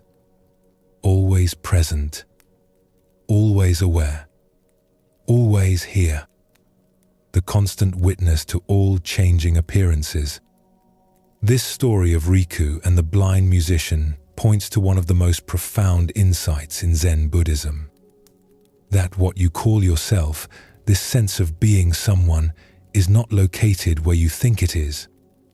You are accustomed to identifying with your body, your appearance, your thoughts. You look in a mirror and think that is you.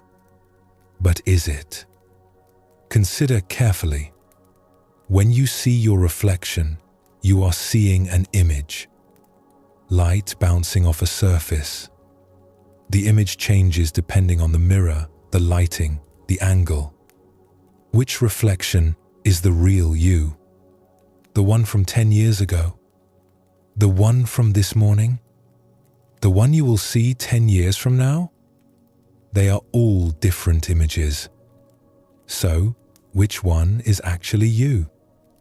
The body you identified with as a child is gone. Those cells have been replaced. That size and shape no longer exists. Yet, you still feel like the same person. You remember being that child. So clearly, you are not your body exactly. You are something that experiences having a body. Something that continues while the body constantly changes. The same is true of your thoughts. they come and go. Right now, you are thinking one thought. A moment ago, it was a different thought. Are you your thoughts? If so, which thought? The ones from yesterday? The ones happening now? The ones that will come tomorrow? And if you can observe your thoughts, notice them arising and passing, then who is doing the observing? The thought, or something aware of the thought? This is what Kaito helped Riku understand.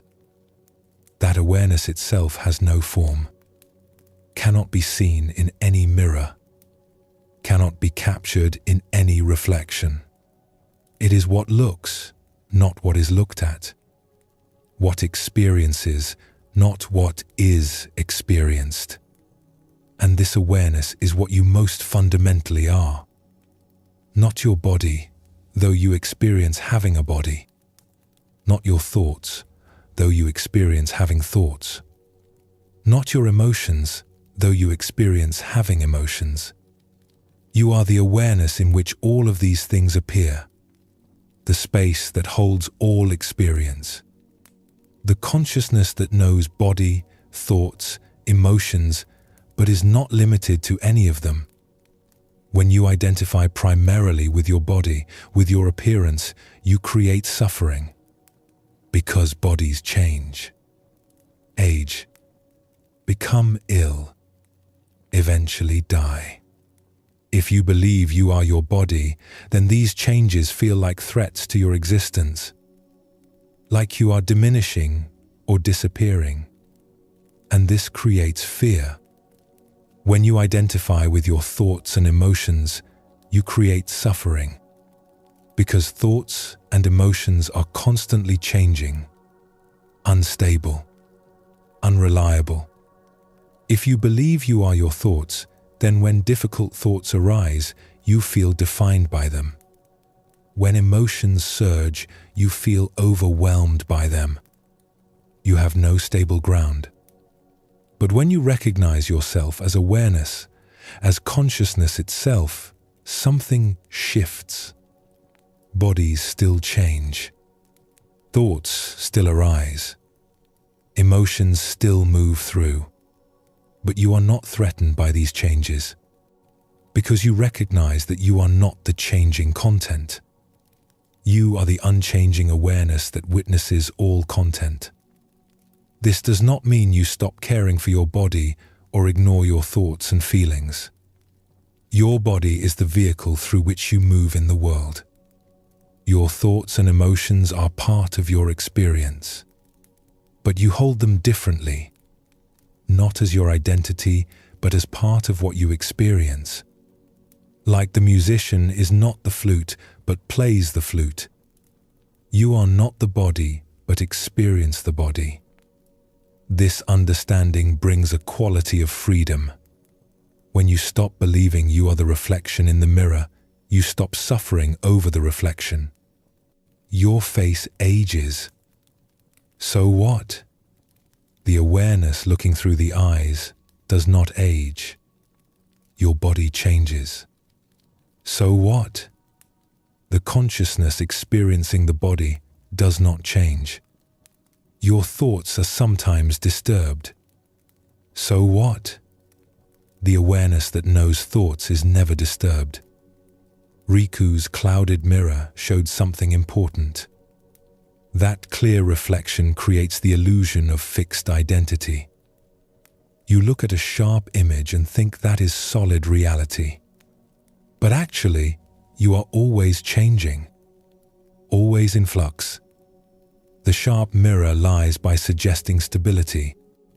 The clouded mirror tells truth by showing approximation. In Zen Buddhism, this insight about the nature of self is foundational. You are not a fixed thing, not a solid entity. You are more like a process, like music arising from many conditions, or like a river that appears continuous but is actually always new water flowing. The form continues, but the content is always changing. And beneath both form and content is the awareness that knows them. That awareness is what you most truly are. This is not a belief to adopt. It is something to investigate directly. Look for the self you think you are. Where is it located? In your body? Which part? In your brain? But you can observe your thoughts, so you must be something other than thoughts. In your feelings? But you can notice feelings arising, so you must be something other than feelings. Keep looking. Keep inquiring. What are you actually? You will not find a solid self. You will find processes, experiences, sensations, thoughts, feelings, all arising and passing. And you will find the awareness that knows all of this. That witnesses it. That is present with it. And that awareness has no form, no face, no solid boundaries. It is more like open space than like an object, more like the sky than like a cloud. When this understanding deepens, when it becomes lived rather than just intellectual, many things change. You take yourself less seriously, not because you do not matter, but because you recognize that the story you tell about yourself is just that, a story, not the deepest truth.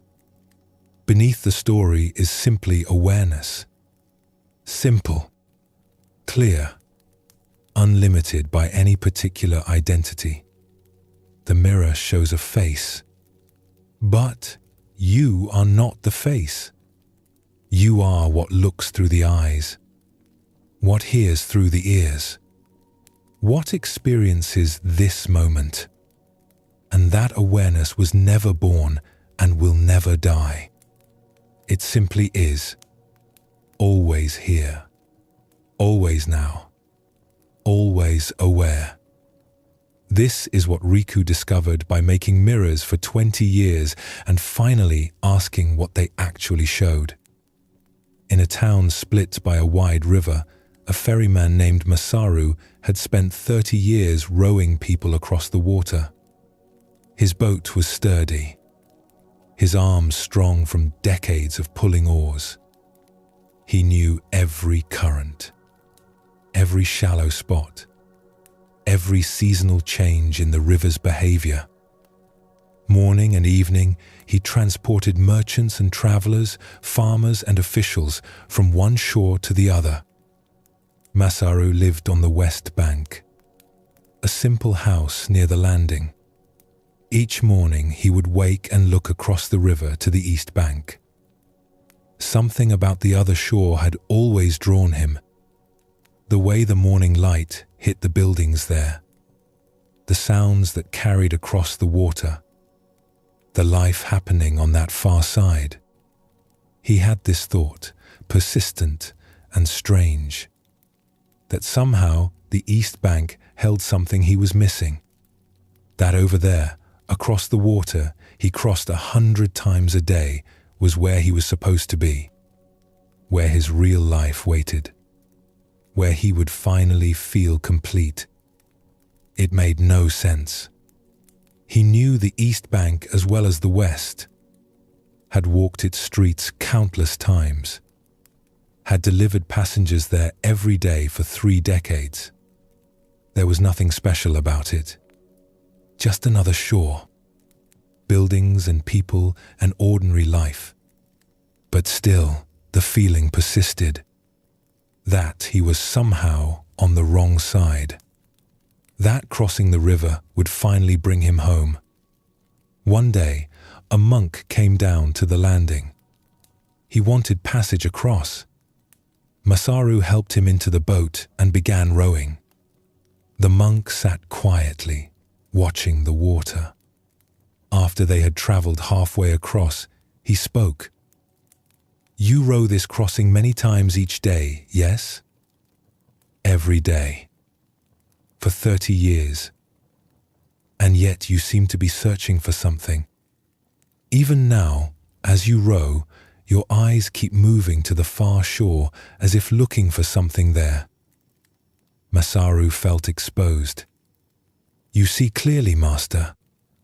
I have always felt drawn to the other side, as if something there is calling to me. Something I need to find. And have you ever gone there to look? I go there constantly. Every time I ferry passengers, I walk those streets. I see what is there, but I never find what I am looking for. So I return to the West Bank, and the feeling remains that I need to cross over, that something on the East Bank is waiting for me. The monk smiled slightly. And when you are on the East Bank, do you ever look back at the West Bank and wonder if what you seek is actually there?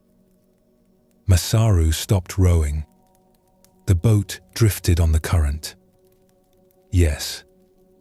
Sometimes when I am on the East Bank, I feel the pull to return to the West. I think maybe I'm looking in the wrong place. Maybe what I seek is actually where I started. So you are always on one shore looking toward the other, always feeling that you need to be somewhere else. That completion is across the water, on the opposite bank. Yes. The monk was quiet for a moment. Let the boat drift. Finally he said, "May I tell you what you are searching for? Please." You are searching for the shore. For solid ground, for a place where you can finally rest and say, "I have arrived. I am home. This is where I belong." But you are a ferryman.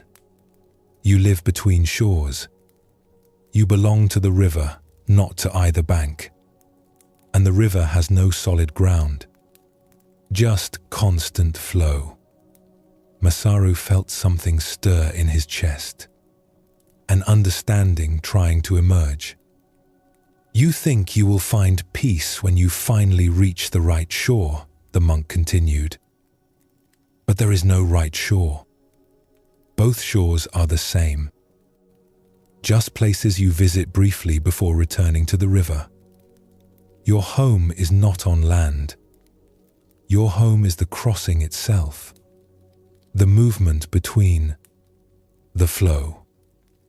But I need to belong somewhere, to have a place. Why? The question stopped Masaru. Why did he need to belong somewhere? What was wrong with belonging to the river? With being someone who moved between places rather than someone fixed in one place? I thought, he said slowly, that finding the right place would bring peace. That arrival would end this restless searching. But you have never been lost, the monk said gently. You have always been exactly where you are. Rowing this boat, crossing this river, moving between shores. This is your place. Not the West Bank or the East Bank, but the river itself, the crossing, the space between. He gestured to the water around them. Right now, you are neither on the West Bank nor the East. You are in between. And this troubles you. You think being in between is temporary, that it is a transition to the real destination. But what if this is the destination? What if the crossing is not the path to home, but is home itself? Masaru looked around. They were suspended over deep water, the West Bank behind them, the East Bank ahead, neither close enough to touch. Just the boat and the river and the sky. And for the first time, he noticed how peaceful this was, how quiet, how complete, not going anywhere, not coming from anywhere, just here in the middle of the river in the middle of the crossing. "You have been looking for something," the monk said, "that you already have. You think peace is somewhere else, on a different shore, in a different life. But peace is here, in this boat, on this river, in this moment of crossing. You do not need to arrive anywhere. You are already here.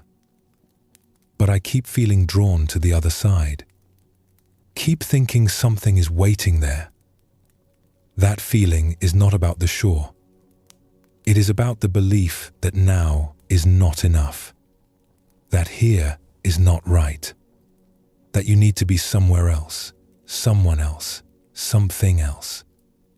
But you are already complete. This moment is already whole. The crossing contains everything you need, not because it is special, but because there is nothing missing from this moment except what you imagine should be here, but is not." Masaru picked up the oars again, continued rowing, but something had shifted. He was still crossing the river, still moving from one shore to the other, but he was no longer trying to arrive anywhere. The crossing itself was the arrival. The movement was the destination. Home was not on either bank. Home was here, in the boat, on the water, in the simple act of rowing. When they reached the east bank, the monk stepped out, paid his fare, then paused. "You have been ferrying people for 30 years, helping them cross from one shore to another. But today, you crossed for yourself, not from west to east, but from searching to finding, from restlessness to rest. And you did not have to go anywhere to make that crossing. You simply had to recognize where you already were." After the monk left, Masaru sat in his boat at the landing. He looked at the west bank across the river, the shore where he lived, where his house stood, and he felt no pull to return to it. Not yet.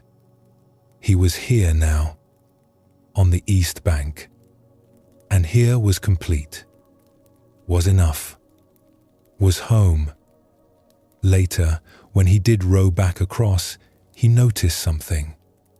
The feeling of needing to reach the other side was gone. He rowed not to arrive somewhere, but simply because rowing was what he was doing. The boat moved through water. His arms pulled the oars. The river flowed beneath him. And all of this was enough, was complete, was exactly what it was. He understood now what the monk had shown him, that he had been searching for something he already had. That peace was not on either shore, but in the recognition that wherever he was already home. That the restless seeking for some other place, some other moment, some other state, was what kept him from experiencing the peace that was always available right here. Years passed. Masaru continued ferrying people across the river, but he no longer lived in longing for the opposite shore. He lived in the crossing itself, in the simple present moment of being exactly where he was, rowing when rowing, resting when resting, on the west bank when on the west bank, on the east bank when on the east bank. Each moment complete in itself, each place home because home was not a location. Home was the recognition that he was always already where he needed to be. This story of Masaru and the river speaks to a pattern that creates much of human suffering. The belief that peace, fulfillment, completion, these things are somewhere other than here, that you will find them when you reach some other shore, when circumstances change, when you achieve something, when you become someone different. But all this searching for the right shore keeps you from recognizing that you are already home. Masaru spent 30 years crossing the same river. He knew both shores intimately. Yet he always felt that peace was on the other side. When on the west bank, he longed for the east. When on the east bank, he longed for the west. He was always somewhere, looking towards somewhere else, believing that somewhere else held what here did not. This is the human condition. You are here, now, in this life, in this moment. But you believe fulfillment is somewhere else. In the future, after you achieve your goals. In the past, when things were different. In some other place, some other circumstance, some other version of your life. And this belief keeps you from recognizing that what you are searching for is not absent. It was never absent. You simply were not looking at what is actually here. Zen Buddhism teaches that this searching is based on a fundamental misunderstanding. The belief that now is not enough.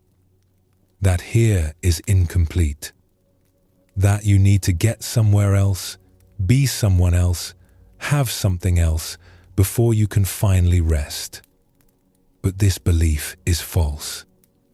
Not because you will eventually reach the right shore and find what you seek there, but because there is no right shore.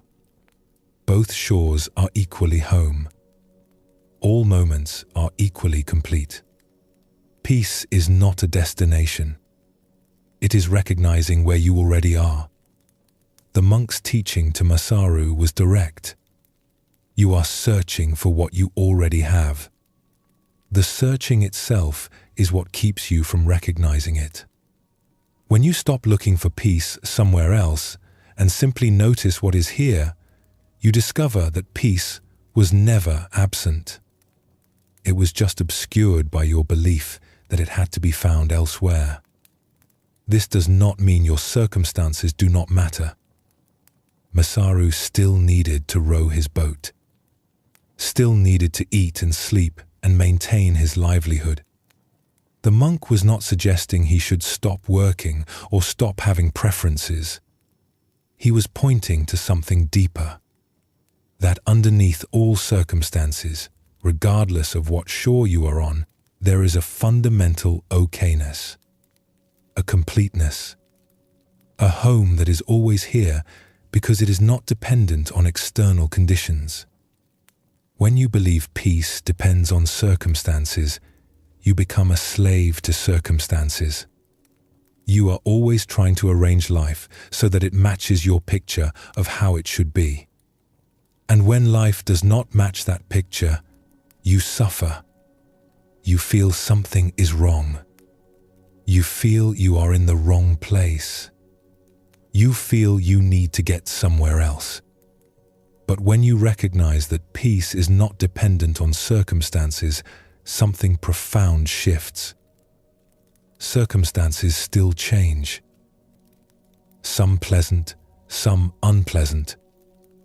But your fundamental sense of okayness is not disturbed by these changes, because it is not based on anything external.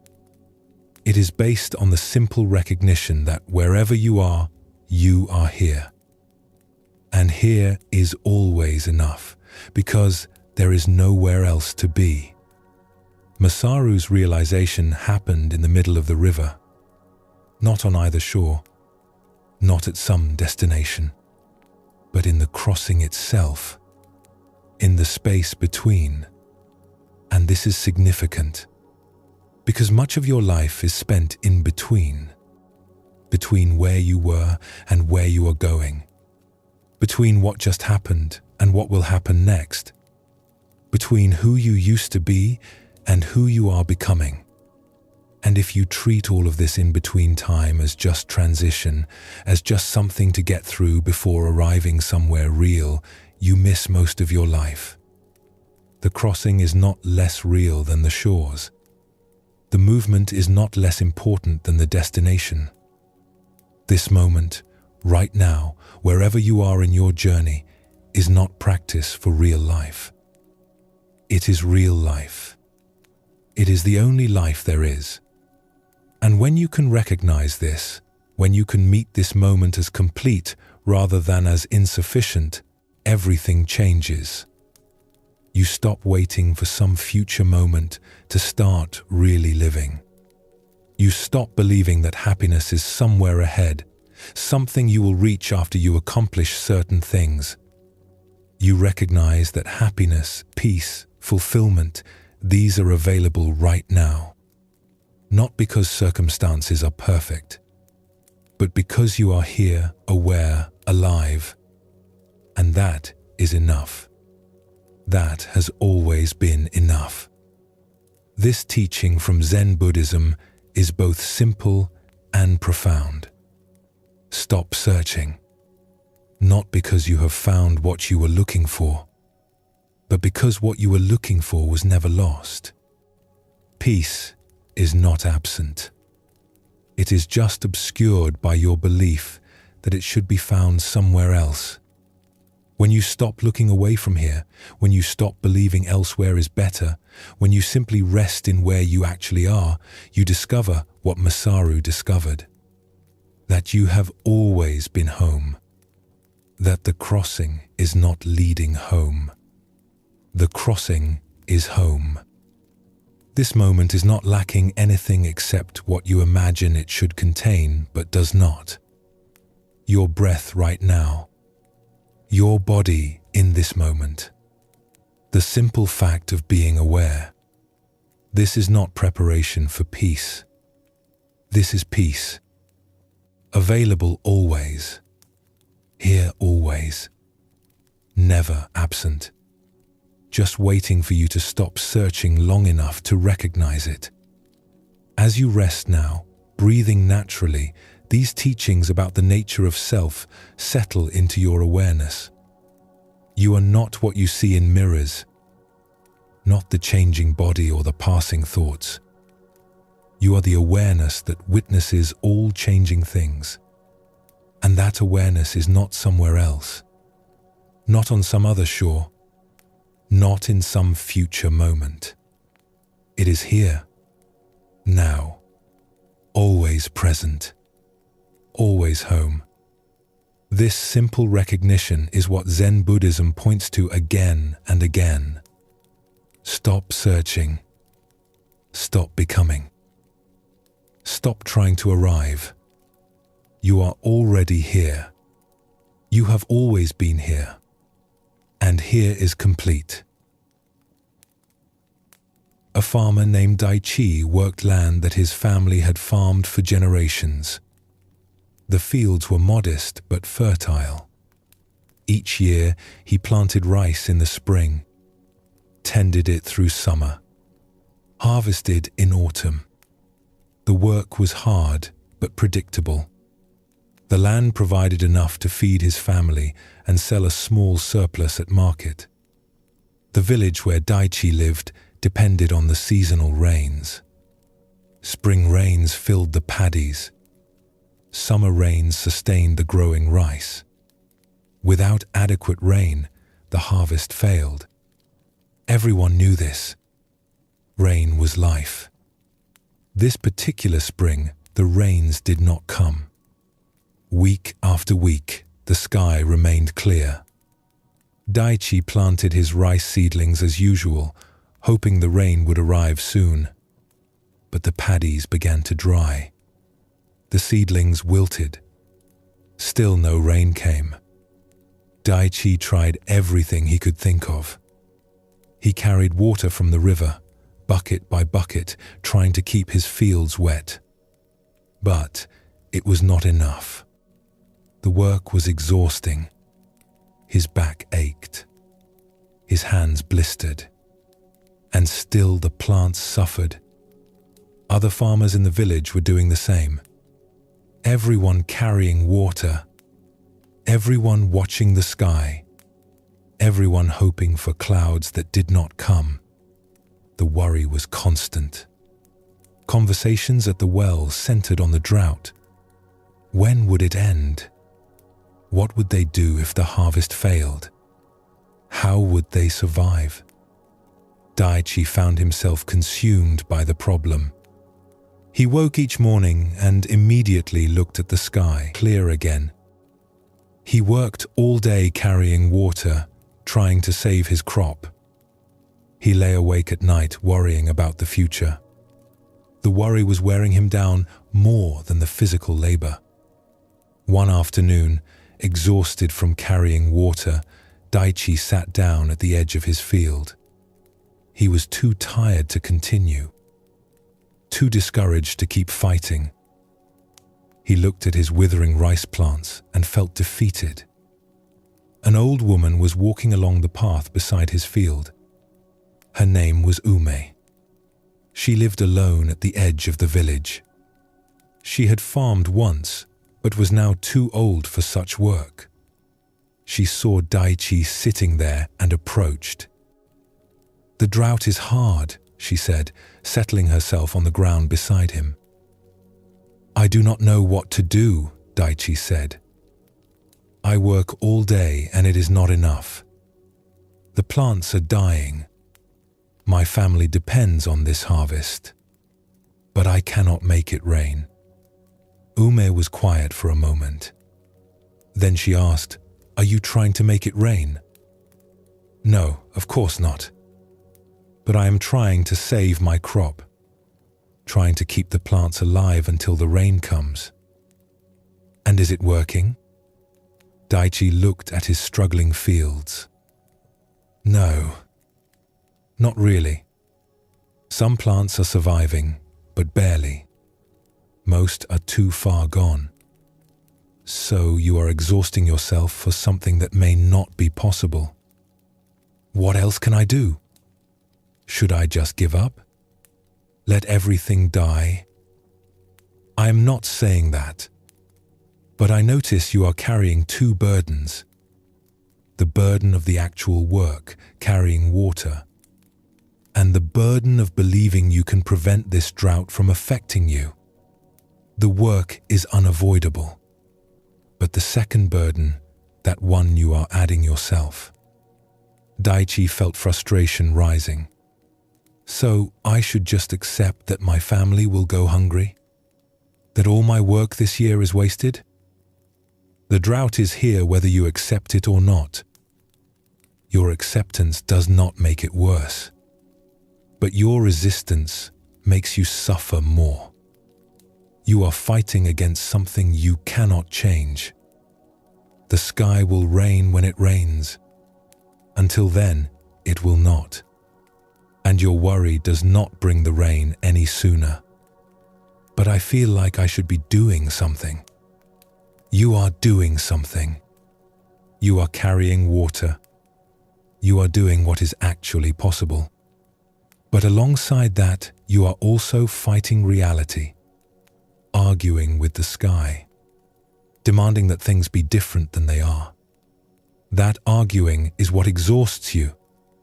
Not just the work, but the refusal to accept what is actually happening." Daichi sat with this. It was true that he was arguing with reality. Every morning he woke hoping the drought would be over. Every evening he felt frustrated that it continued. He was living in constant resistance to what was actually happening. "So what should I do differently?" Ume smiled slightly. "What is the sky doing right now?" Daichi looked up. "It is clear. No rain." "Yes. That is what is true right now. Not what should be true. Not what you hope will be true. Just what is actually true. The sky is clear. The drought continues. This is reality today. And tomorrow? Tomorrow will be what it is. You do not know yet. Maybe rain will come. Maybe it will not. But tomorrow is not here. Only today is here.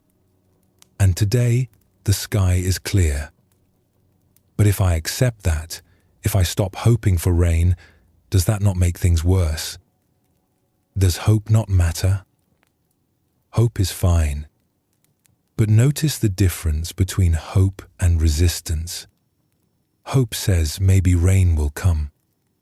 Resistance says rain should be here already and something is wrong because it is not. Hope looks forward. Resistance fights with now. You can hope for rain tomorrow while accepting that today is dry.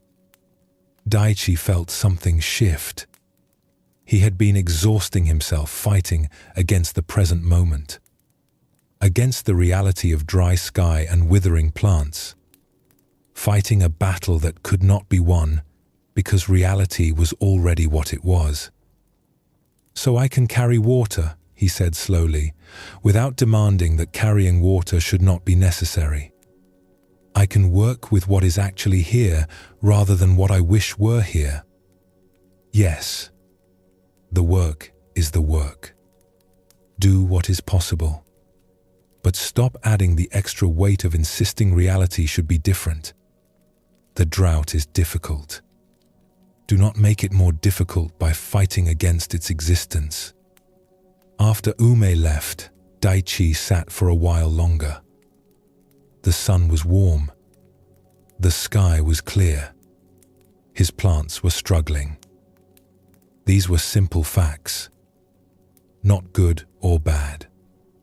Just what was actually here. He stood and picked up his buckets.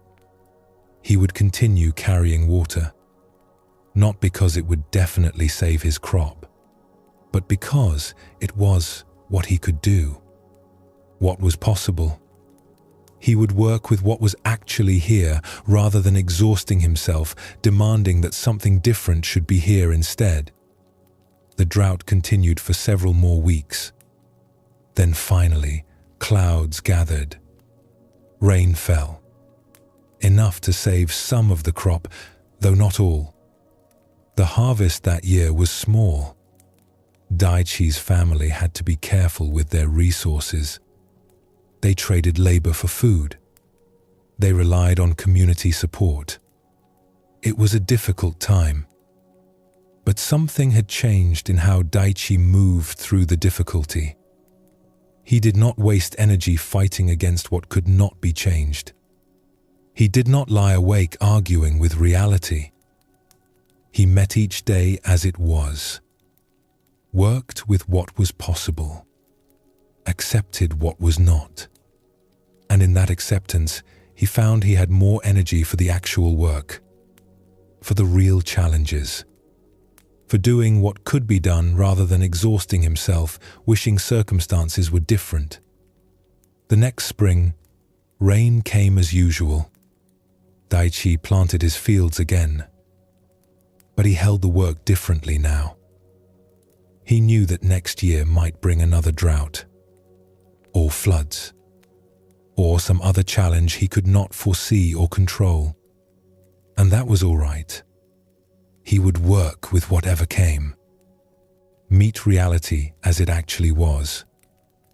Save his resistance for things that could actually be changed and let go of fighting against things that could not. This story of Daichi and the drought touches something familiar. The exhaustion that comes not just from difficult circumstances, but from fighting against those circumstances. From insisting that reality should be different than it is. From carrying the double burden of both the actual problem and the resistance to the problem existing. The drought was difficult. Real hardship. Daichi's worry about his family's survival was legitimate. His efforts to save his crop were appropriate. None of this was the problem. The problem was the additional layer, he added. The constant argument with reality. The mental and emotional energy spent wishing things were different. Demanding that the sky should rain. Feeling that something was wrong with the universe because circumstances were hard. This pattern shows up everywhere in human experience. Circumstances arise that we do not want. Illness, loss, disappointment, change. And alongside the actual difficulty of the circumstance, we add resistance. We say this should not be happening. This is unfair. This is wrong. Why me? Why now? And all this resistance creates additional suffering beyond what the circumstance itself requires. Ume's teaching was simple. The drought is here whether you accept it or not. Your acceptance does not make it worse. But your resistance makes you suffer more. This is worth sitting with. When we resist reality, when we fight against what is already true, what do we actually accomplish? Does the resistance change the circumstance? Usually not. Does it help us respond more skillfully? Usually not. What it does is drain our energy, scatter our attention, add layers of mental anguish to actual difficulty. Acceptance does not mean liking what is happening. Daichi did not need to like the drought, did not need to feel glad about it or pretend it was fine. Acceptance means acknowledging what is actually true. The sky is clear. The plants are struggling. This is what is happening right now. Not fighting against these simple facts. There is something here about the difference between accepting reality and giving up on action. Daichi worried that accepting the drought meant he should stop carrying water. Stop trying. Just let everything die. But Ume pointed to something different. Accept what is true and then work with what is true. Not work against it. Not waste energy arguing with it. Just respond to what is actually here. When Daichi stopped fighting against the drought's existence, he still carried water. Still did the work. But he carried it differently. Without the extra weight of resistance, without the constant mental argument about how things should be different. Just doing what was possible with what was actually here. And this made the work more sustainable, less exhausting, because he was carrying one burden instead of two. This distinction appears throughout Zen Buddhism, between accepting what is and becoming passive. Acceptance is not passivity. It is clarity. Seeing what is actually true without the distortion of wishing it were different. And from that clarity, responding appropriately. Doing what can be done. Changing what can be changed. But not wasting energy fighting battles against reality itself. Rain comes when it comes. The sky does not consult our preferences. Circumstances arise according to their own causes and conditions, most of which are beyond our control or influence. We can work with circumstances. We can respond to them. We can do what is possible within them. But we cannot make reality different through sheer force of resistance or wishful thinking. Daichi discovered that acceptance actually gave him more energy for useful action. When he stopped spending energy on resistance, that energy became available for the actual work. For carrying water, for caring for his family, for finding creative solutions. The resistance had been draining him more than the physical labor. There is a kind of peace that emerges from this way of meeting life. Not the peace of everything going well, but the peace of not fighting against what is already true, of working with reality rather than against it, of responding to what is actually here rather than what we wish were here instead. The drought eventually ended, but another challenge will come. This is the nature of farming, the nature of life. Conditions change, sometimes favorably, sometimes not. And each time, there is a choice. Meet what comes with acceptance and then respond appropriately. Or fight against its existence and exhaust ourselves in futile resistance before finally doing what needs to be done anyway. In a small town known for its tea ceremony tradition, a man named Ryota had practiced the art for 50 years. He had studied since childhood, learned the precise movements, the exact sequence, the careful attention required for every gesture. By the time he reached old age, he was recognized as a master. Students came to learn from him. Families requested him to perform ceremonies at important occasions. The tea ceremony required steady hands. Each movement was precise. Pouring water at the right temperature, whisking tea to the perfect consistency, handling delicate bowls with care. For 50 years, Ryota's hands had been reliable, steady, skilled. Then one morning, as he was preparing tea for his morning practice, his hands began to tremble. Just slightly at first, barely noticeable, but enough that a few drops of water splashed outside the bowl. Enough that the whisk moved less smoothly than usual. Ryota paused, looked at his hands. The trembling continued. He tried to steady them through force of will, but that made it worse. He set down the utensils and waited. After a few moments, the trembling subsided. He continued his practice, but over the following days, the trembling returned. Sometimes mild, sometimes stronger, always at unpredictable moments. He would be pouring water and suddenly his hands would shake. He would be lifting a tea bowl and nearly drop it. Movements that had been fluid for decades became uncertain. Ryota felt panic growing. His hands were his livelihood, his identity. He was the tea master with the graceful movements, the perfect precision. What would he be if his hands could no longer perform the ceremony properly? He tried to hide the trembling, gripped utensils tighter, moved more carefully, cancelled practice sessions when the shaking was bad. But he knew he could not hide it forever, and the effort to hide it was exhausting. He had a ceremony scheduled. A wealthy family's daughter was getting married.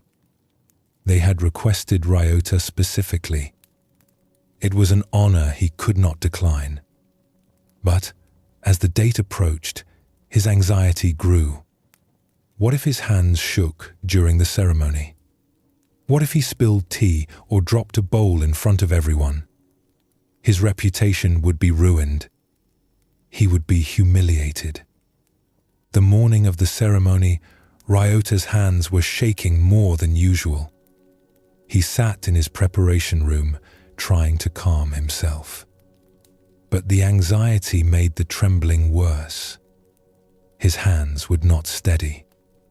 He almost cancelled, almost sent word that he was ill. But something stopped him. Maybe pride. Maybe the recognition that cancelling now would only postpone the inevitable. His hands were not going to suddenly return to their former steadiness. This was his new reality. He gathered his equipment, prepared the tea implements.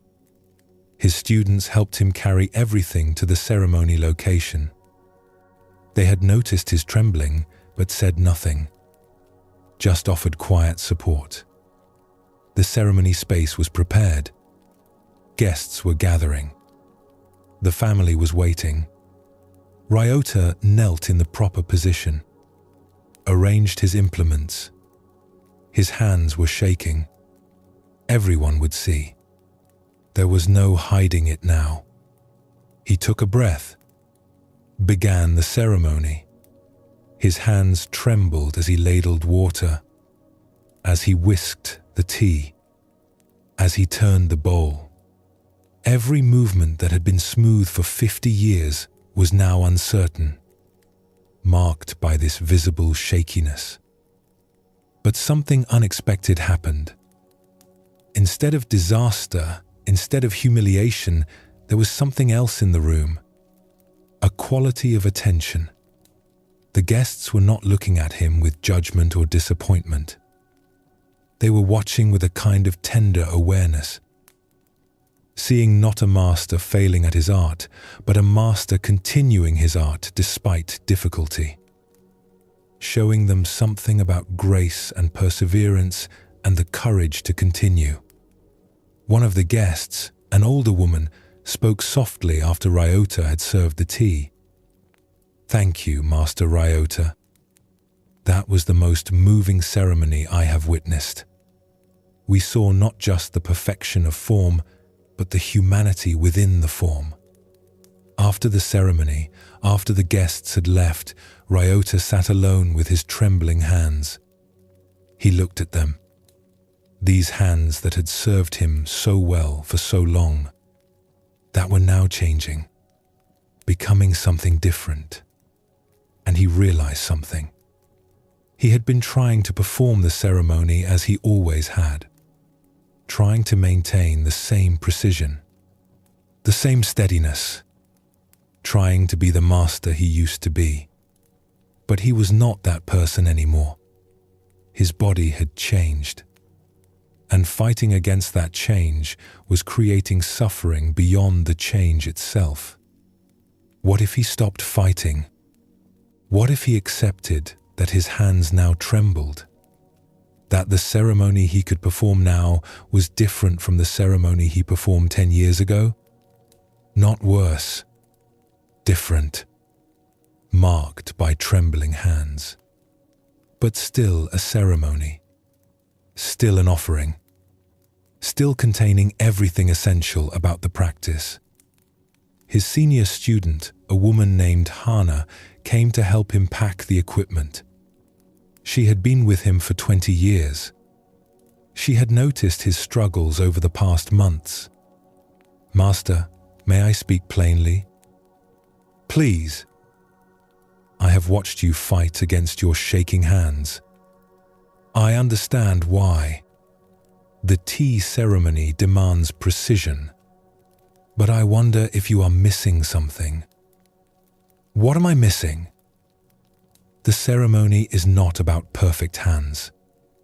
It is about perfect attention, about presence, about meeting this moment with full awareness. Your hands shake now. This is true. But your attention has not diminished. Your presence has not diminished. Your understanding of the ceremony has not diminished. Only your hands have changed." Ryota felt tears forming. "But the movements should be smooth, precise. That is what I have always taught." "Yes, when smooth and precise are possible, that is beautiful. But when they are not possible, what then? Do we abandon the practice? Or do we find the practice within new limitations? I do not know how to do this ceremony with shaking hands.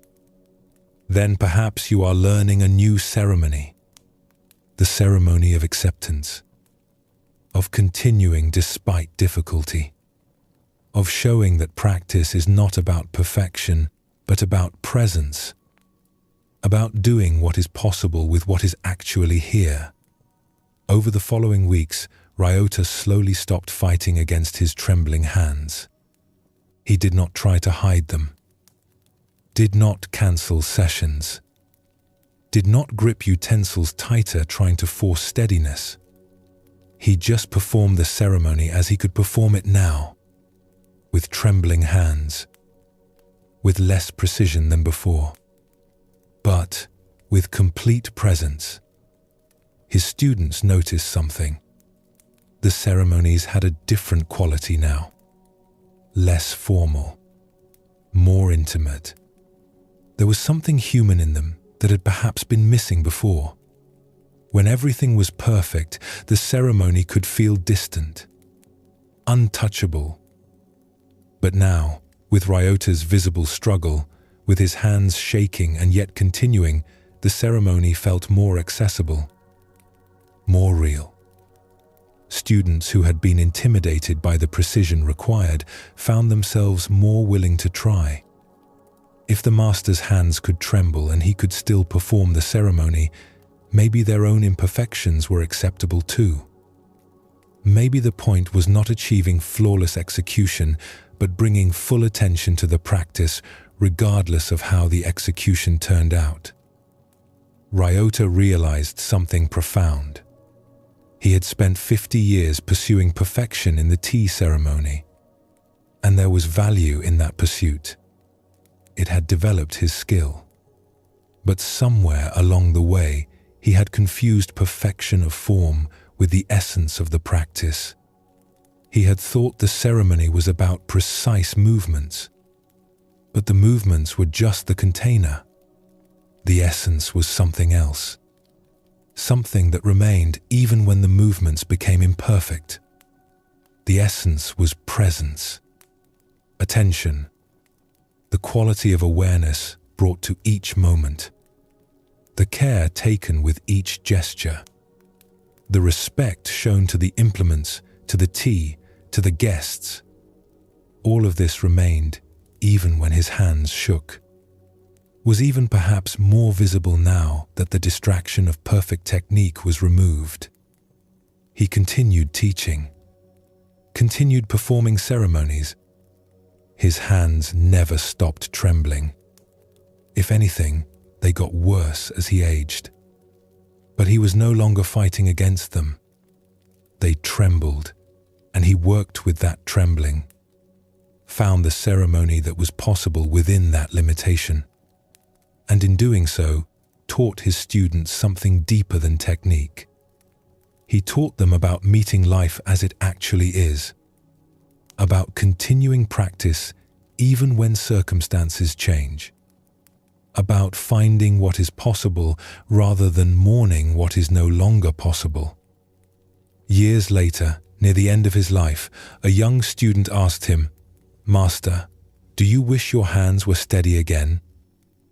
Ryota looked at his trembling hands, considered the question. "Sometimes," he said honestly, "but these hands have taught me something my steady hands never could. They have taught me that the practice is not the movements. The practice is the presence. And presence is possible regardless of whether hands shake or stay still. I am grateful for what these hands have shown me." This story of Ryota and his trembling hands speaks to something that touches everyone eventually. The changes that come with aging, with illness, with any circumstance that limits what was once possible, and the choice we face in those moments. To fight against the change, to mourn endlessly what is lost, or to discover what is possible within the new limitations.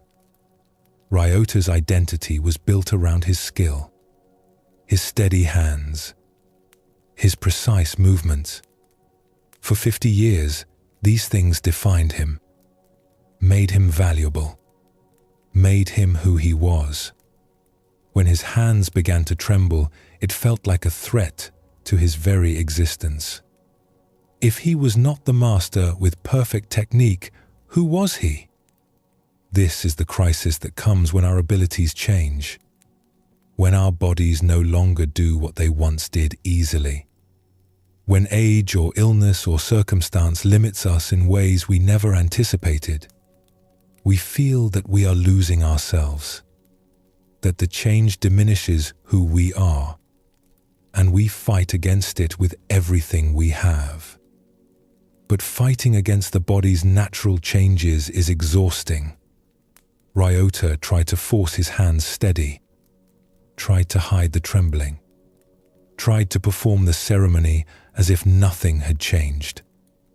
And all this effort created suffering beyond what the trembling itself required. The trembling was just a physical fact. The suffering came from his resistance to that fact, from his belief that he should still be who he was 10 years ago.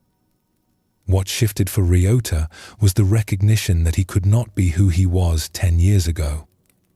That person was gone. His body had changed, and no amount of resistance would change it back.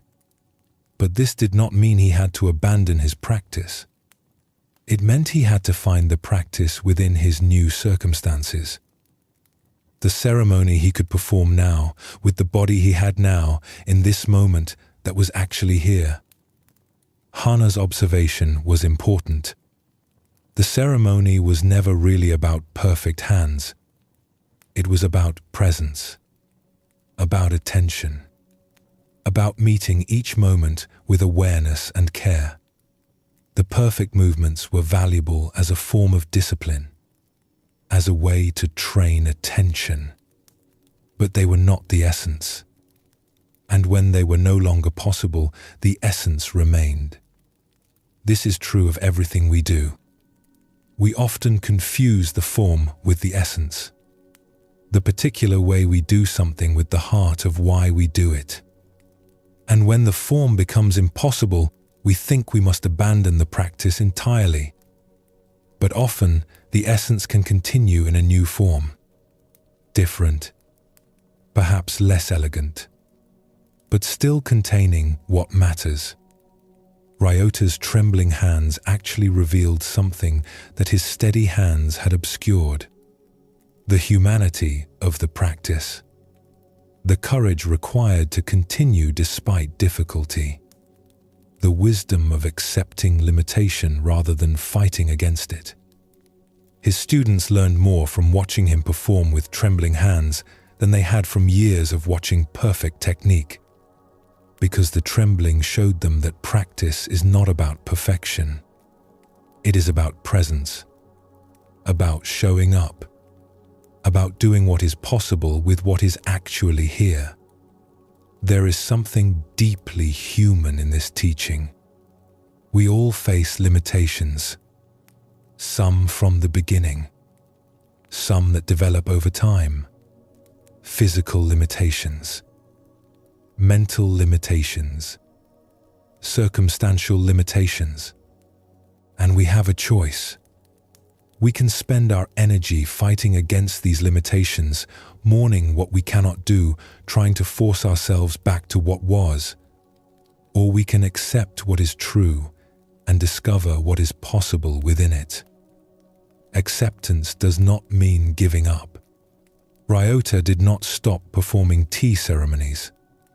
He did not abandon his practice. He found the practice within his new reality. The ceremony he could perform with trembling hands.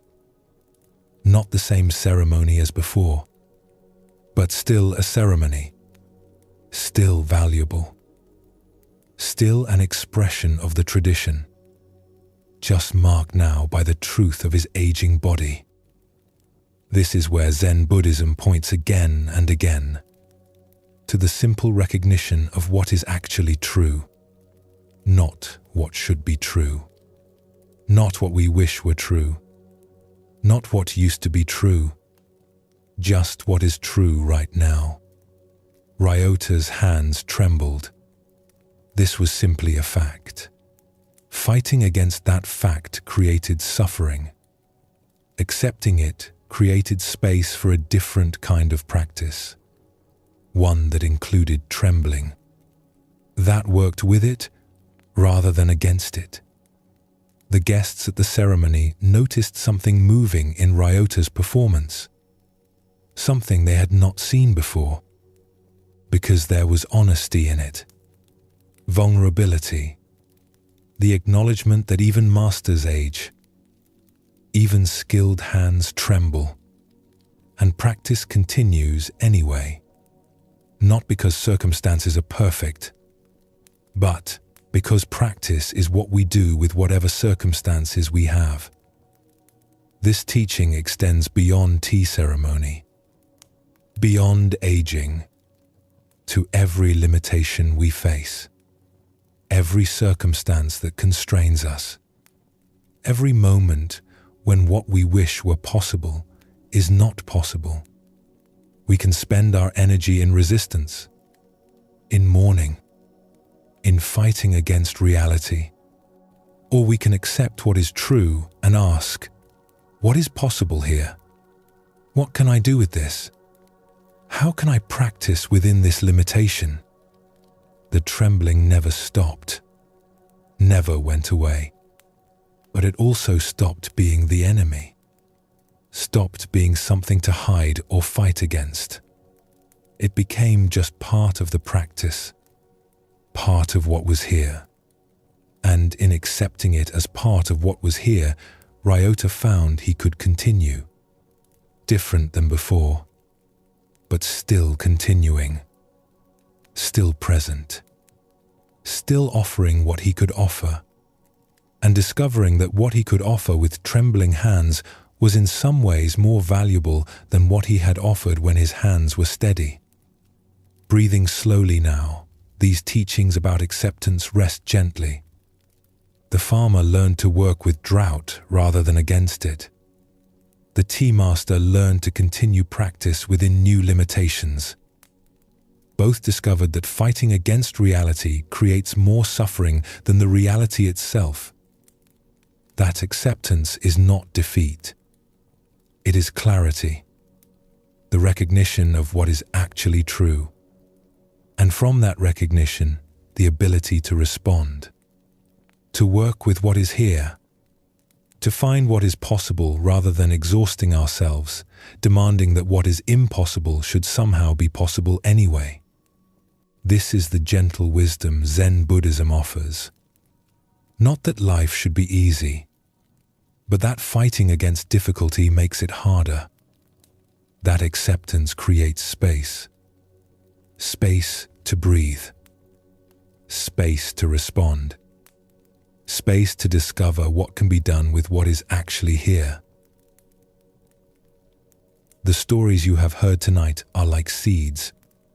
Small, simple, planted quietly. They do not need to be remembered perfectly or analyzed deeply. They will work in you in their own way, in their own time, growing into understanding when the moment is right. These teachings from Zen Buddhism are not complicated. They point to simple truths. That peace is found in accepting what is. That presence matters more than perfection. That you are not what you think you are. That holding tightly creates suffering. That resistance exhausts. That this moment, just as it is, contains everything you need. You do not need to do anything with what you have heard. Do not need to become someone different. Do not need to fix yourself or improve yourself or change yourself. The teachings simply invite you to notice, to recognize, to see what has always been here but perhaps overlooked. Your breath has continued throughout these hours, in and out, without effort, without trying. This simple rhythm has been here all along, present, reliable, available, a reminder that life continues, that you continue, that each moment arrives fresh, regardless of what came before. As you rest now, or as you move towards sleep, know that you carry nothing you do not need. The stories are here if they serve you. The teachings are available if you wish to return to them. But you are complete already. Not lacking. Not broken. Not in need of fixing. Just here. Just breathing. Just being. Thank you for walking this path tonight. For listening. For allowing these ancient words to find their way to you. May you rest well. May you wake refreshed. May you meet tomorrow with the same gentle awareness that has been here all along, quiet and patient, waiting for you to recognize it. Sleep well, and thank you for joining us here at Sleepy Monk.